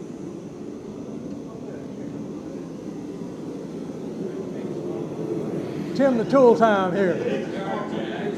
Okay? Now I saw on Pinterest or somewhere, someone had forged a piece of metal in the shape of a Z and used that in his vise to hold the metal from slipping down. Basically, he clamped his metal in this thing in the vise. I've got to turn it around here, I think. Yeah, I've got to go this way. And then slide this in here, and you've got a shoulder that cannot slip down through your vise.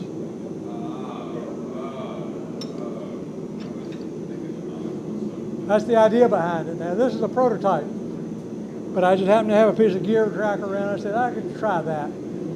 So anyway, I'll show you what it can do. We'll leave that there, heat this up, and we'll talk about upsetting a little bit too.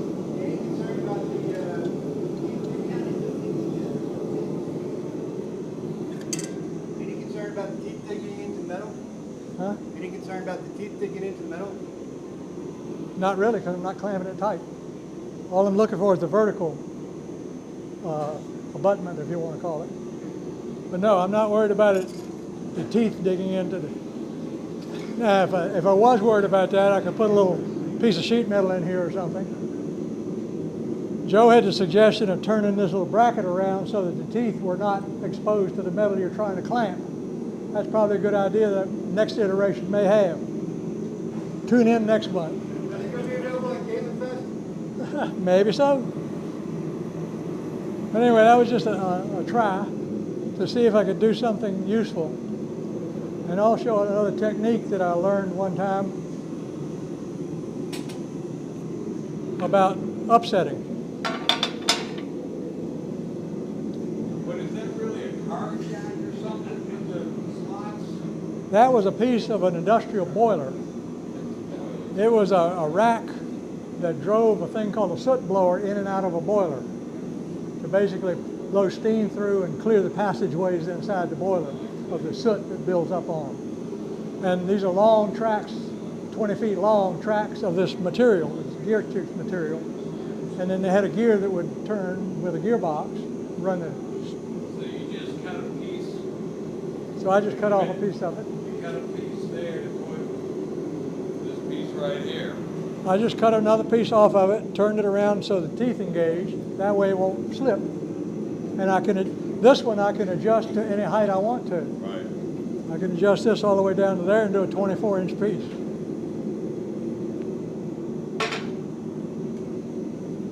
That's the idea behind it. You just loosen it down, right? Yeah. And then you cut a piece of this and turn it Yeah. and weld it. That's what it is. You get it, Lisa? See? The only thing you got to have, though, is a vise that overhangs. The jaw has to overhang the side of your vise. A machinist vise won't work. So let's see what happens when we get our metal hot. Oh, yeah.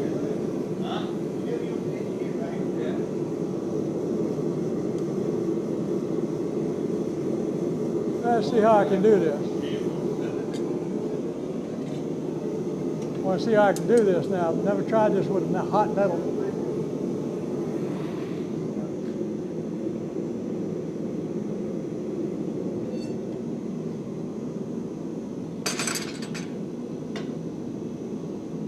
come on here.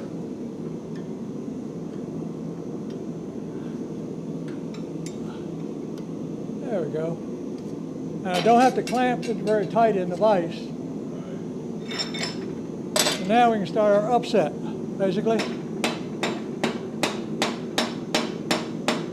Light blows.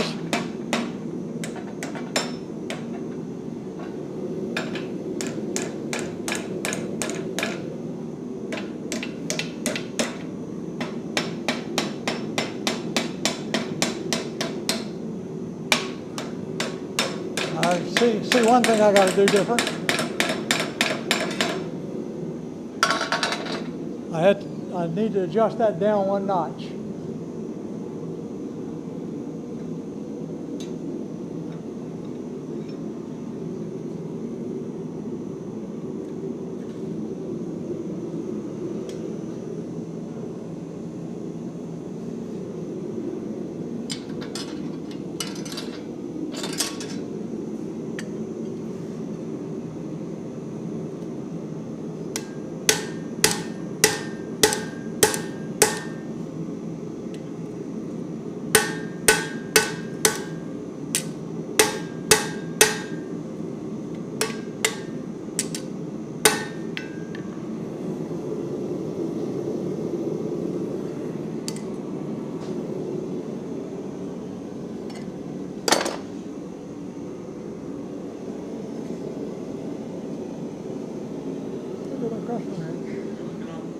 Look at my crescent wrench. Give me a crescent wrench.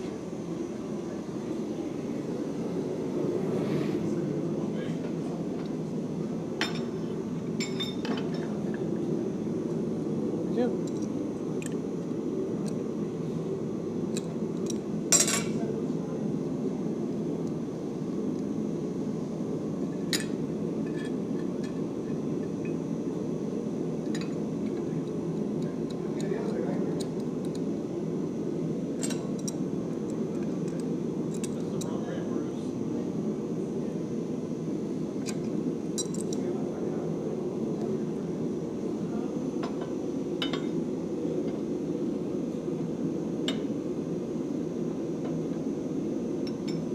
That should be about right.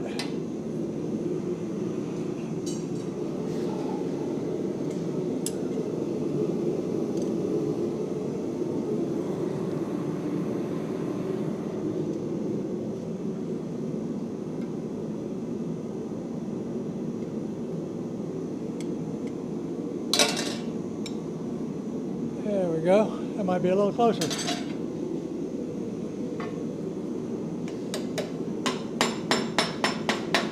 So, light, rapid blows.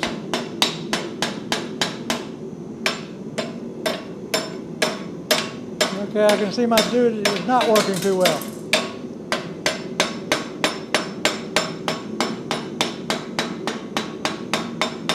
What you can see I'm doing, though,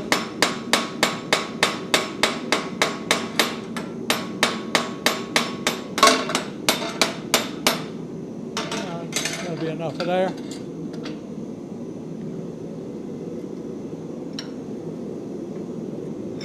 Basically, that's how I achieved that little upset and curl a little bit, which I thought was just an interesting little finial possibility. What do you want?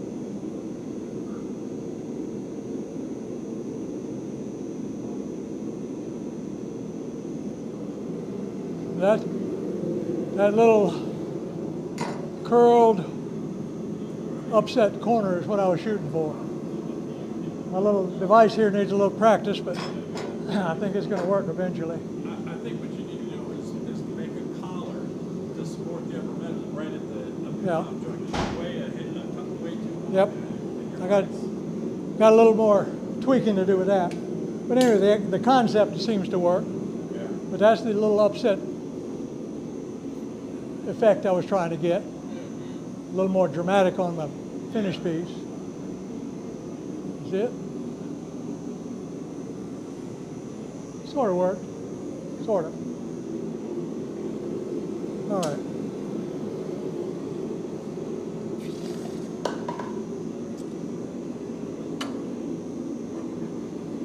something that might be a little less boring.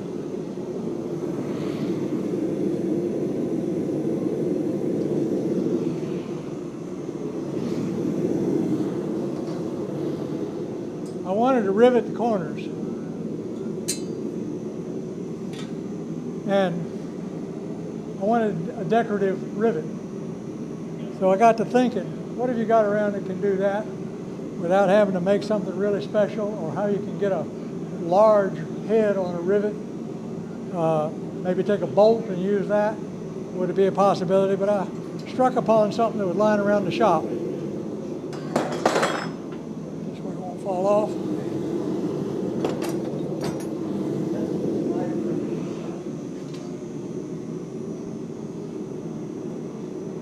I'll lay this on here and show you the progression. I had little discs I had cut out with a hole saw, which had a hole in the middle, and I was cutting them out of, what, 3/16 material, something like that. So I had a bunch of these lying around. I said, wait a minute, I can decorate them up maybe and use a bolt or a rivet through them to make a nice design. So I said, okay, but how are you going to work something that small? You put it on here, hit it with a chisel, it's going to fly all over the place. So anyway, the idea there was to make something that fit my hardy hole, but just a block of metal I had in the shop, a piece of 1/4-inch rod, which is the size of the rivet I was going to use. That just fits in a hole drilled there. Slide one of these over here, and now I've got a surface I can work on, a mini anvil if you want to think of it. That's what that was about. Now, what did I do with that? What did I do with it? First step was to take a center punch and a chisel and work on my little disc, cold.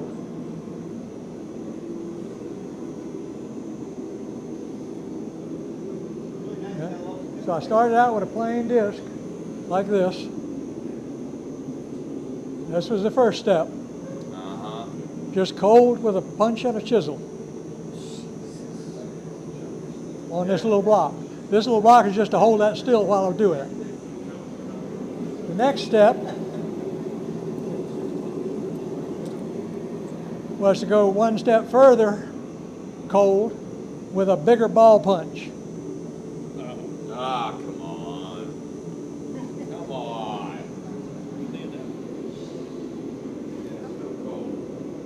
That's step 2. Makes an interesting little figure right by itself. You can see it? So that's step 2, starting with that little disc. Okay, just a ball punch there. Now step 3, I did heat it up for step 3 because I wanted to get it a little bit sexier, a little bit better. So I heated it and hit it with a bigger ball punch.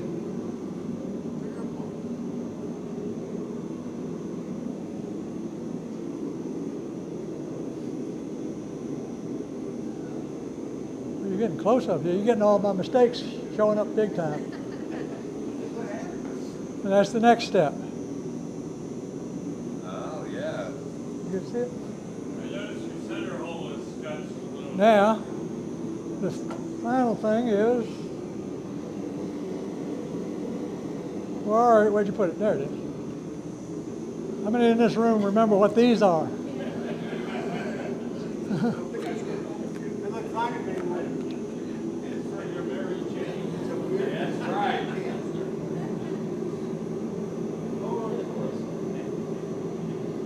Ah, I picked the one that, there you go. The final step, just slide a little 1/4-inch rivet into it.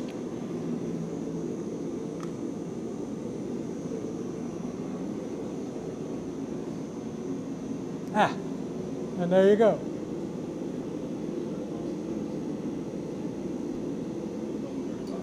What's the size?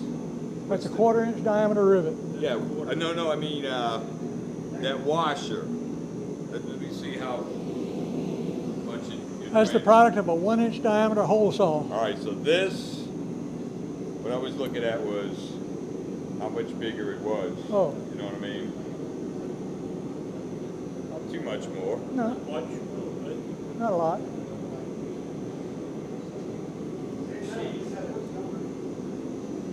That might be a good juxtaposition.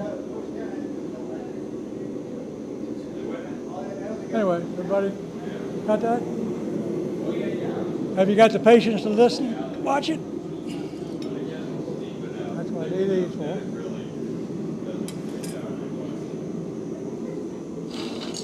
So, So we don't need a power hammer. just happened to bring some of these rings.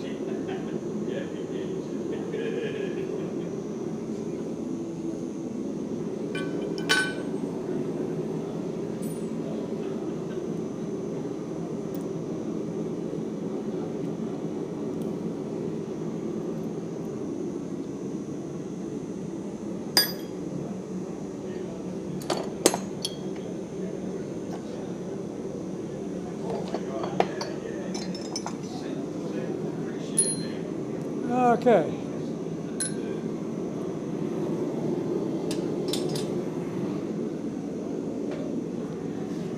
One thing you may notice, I'm changing hammers quite a bit, is I don't like to use my favorite forging hammer for hitting on cold metal or a chisel or a top tool or something like that.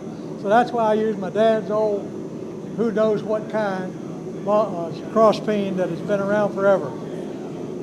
I don't care if it gets beat up if you have to. All I'm going to do is put a couple of punch marks, chisel marks.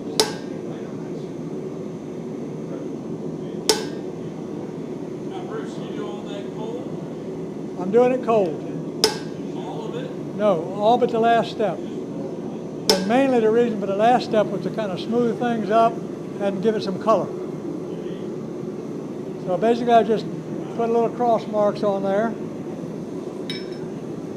Then I'll take center punch and put a locator mark in between each.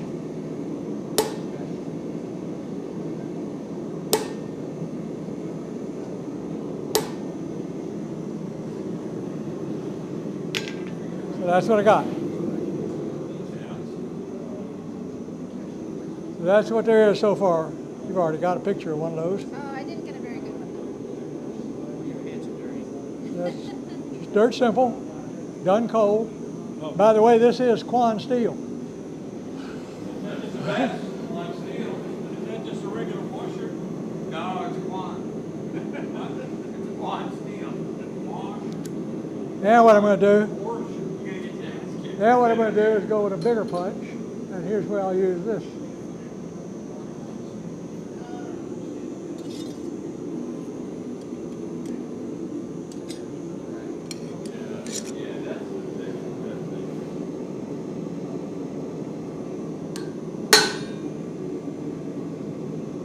Just use that punch mark as an indexing point.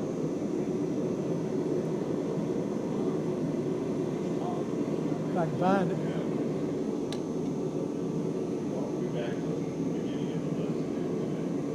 Get in there.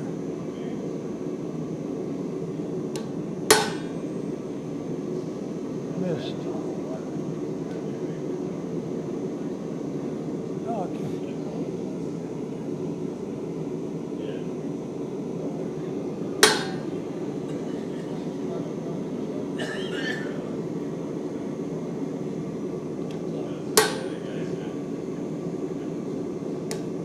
There we go. I just made my first indentation.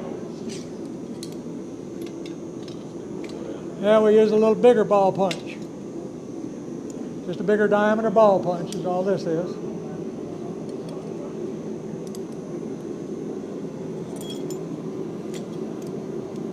don't have it marked on the side, Bruce. I'm disappointed, huh? You what? You don't have things marked on the side, how big they are.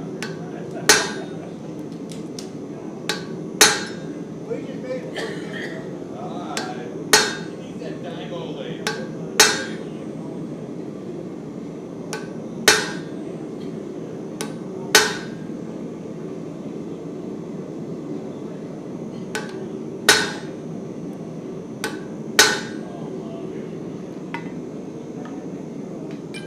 That's what I got so far. Oh, hush.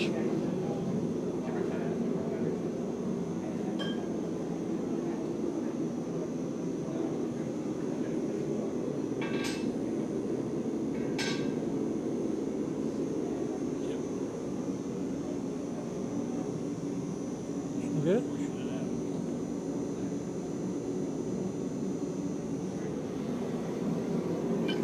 And just for good measure, I'm going to make a little chisel cut right on the corner here of those straight marks,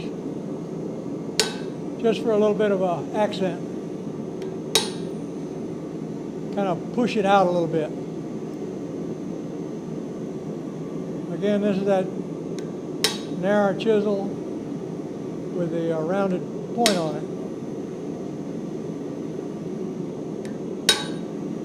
And all I'm doing is nicking out that corner of the mark, make it stick out a little bit.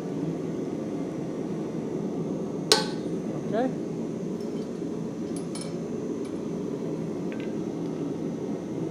Then I chose to go ahead and heat it up because that'll give it a black coloration like I was shooting for. And I'll use an even bigger ball punch.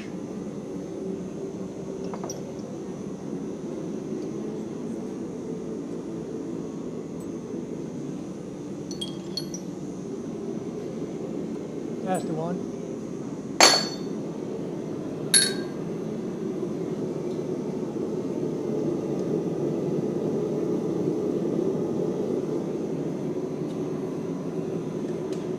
These little things are handy for tweaking something in and out of the forge, just little.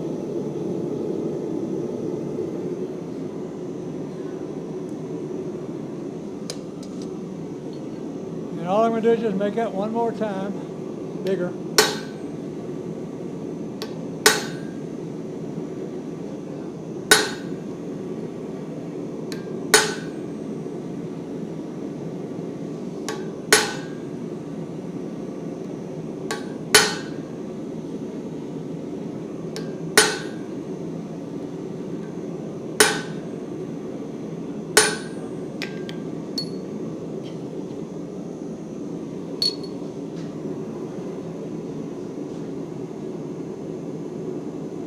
And there you go.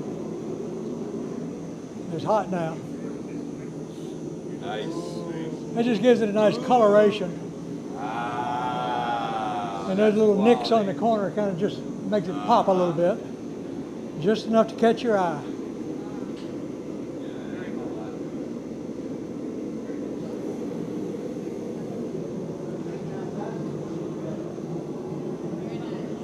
Now, if you really want to get fancy, put your rivet down through it and use your center punch.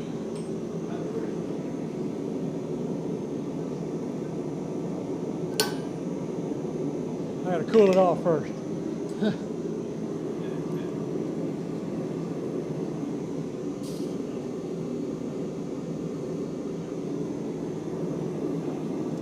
Basically the same little tool.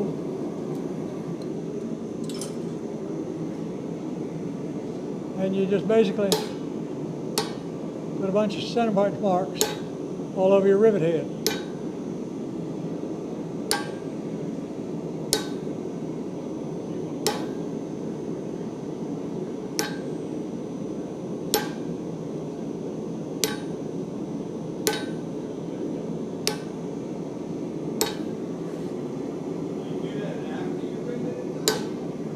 I would do this after I set the rivet, yes.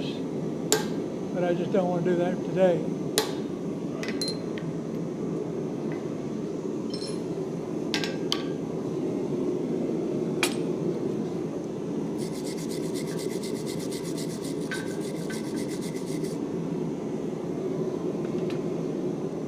I'll just leave it in here. And that just kind of sets it off nicely. Oh my God, yeah. Oop. Very nice. That adds a lot. Oh, wow. Makes it pop. Wow.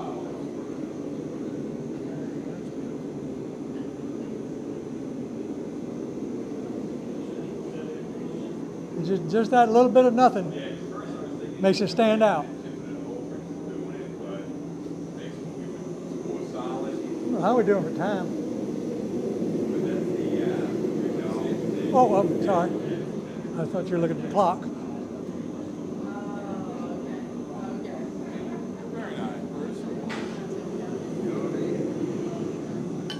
Now, let's see. Oh, sorry.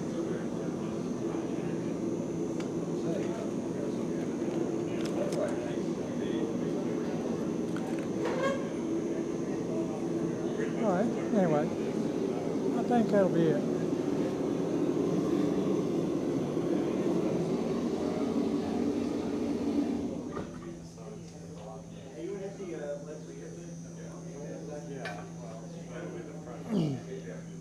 We doing okay for time, or do you want to?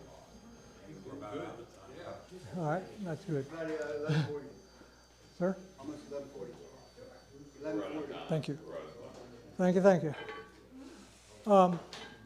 Like I said, the little tips and pointers are what really made the school stand out for me. And I feel like I learned a lot of pointers and techniques that I either didn't recognize or didn't know why I had done that, or the nuance of making it look just right. Things that pop like that little rivet. Yeah. That just, to me, very little work, very little effort, but it makes it stand out. And Like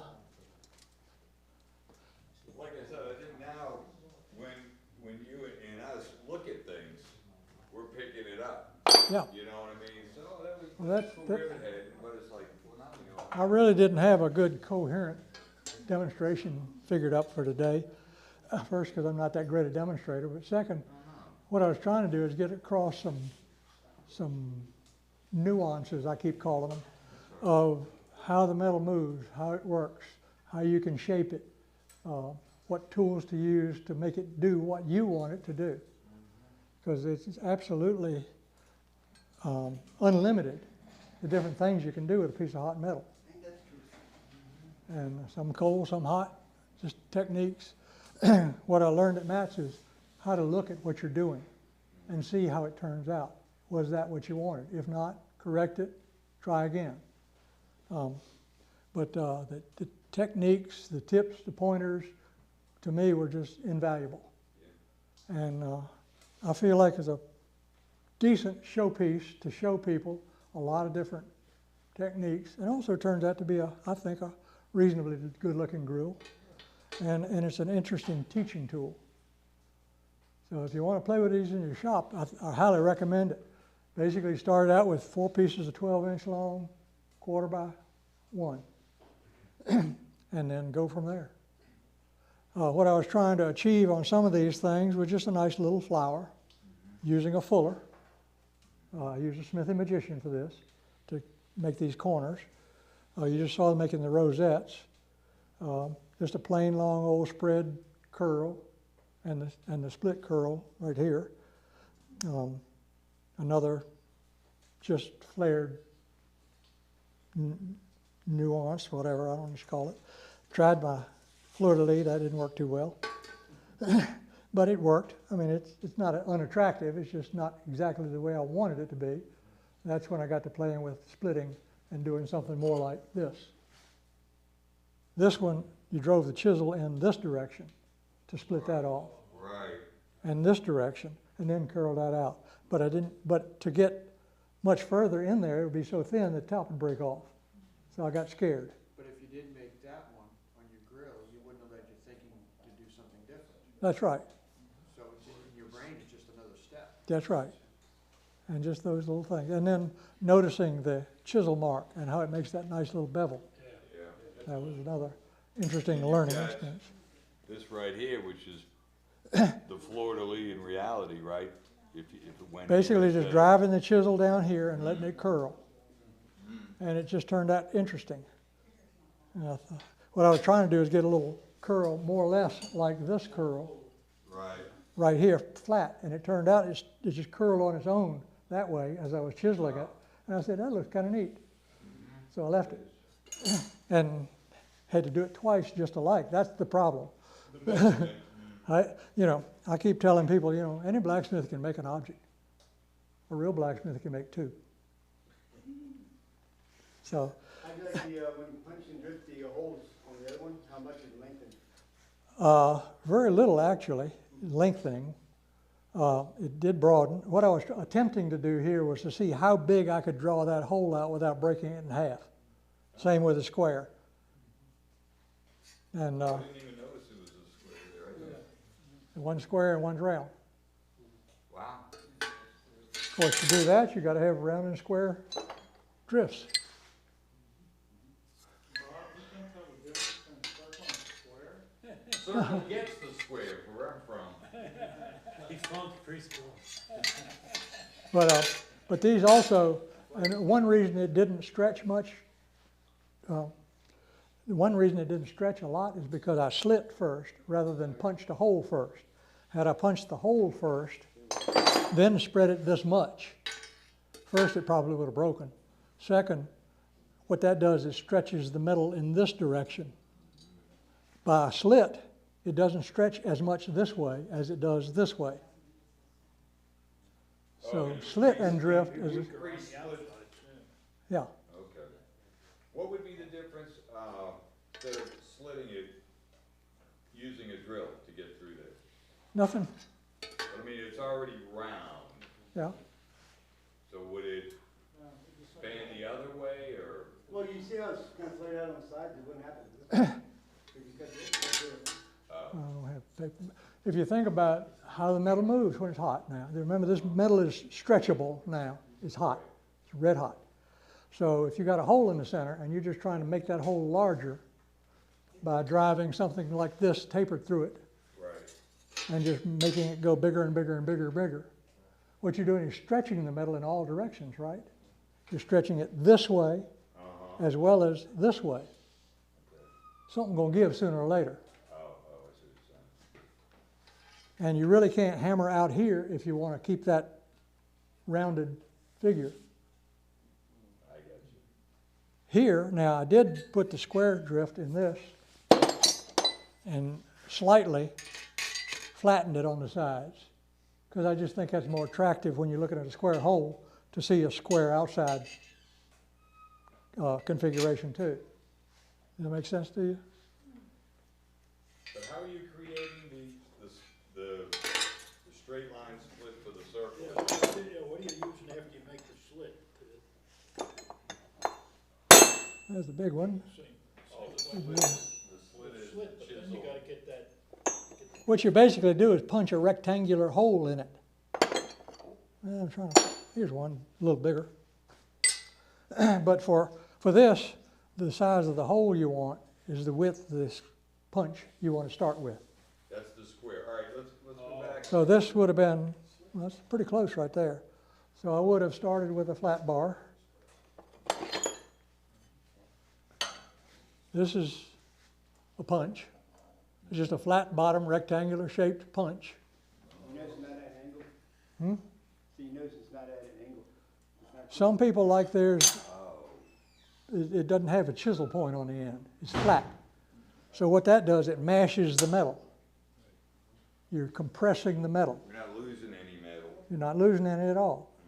Then when you get down hard against the anvil with that, flip it and go back the other way and it kind of breaks the slug loose.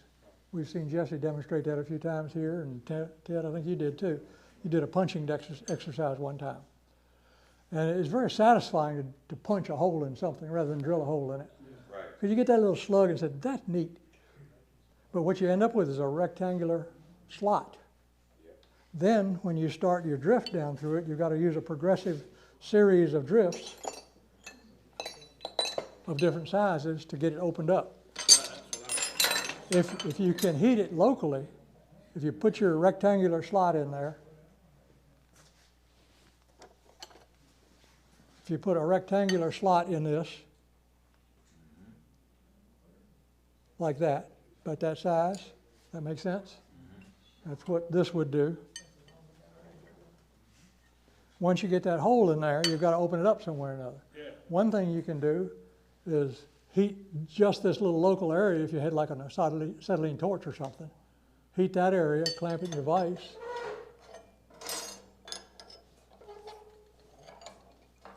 and tap down on it, it might spread that open a little bit so you can get your drift in.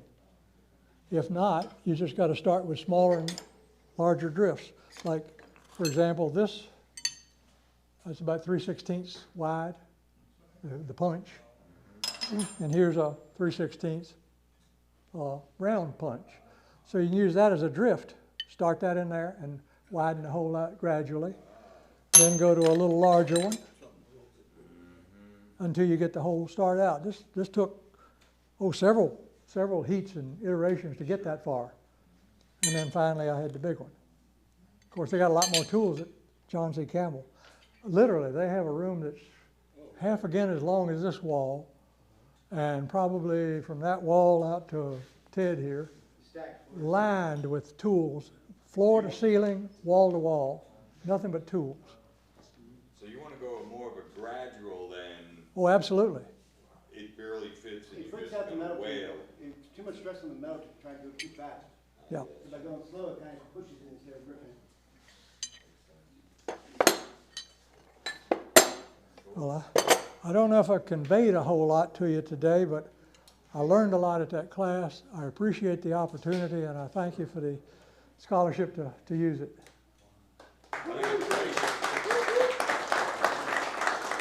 If there's anything else you want to talk about or think about,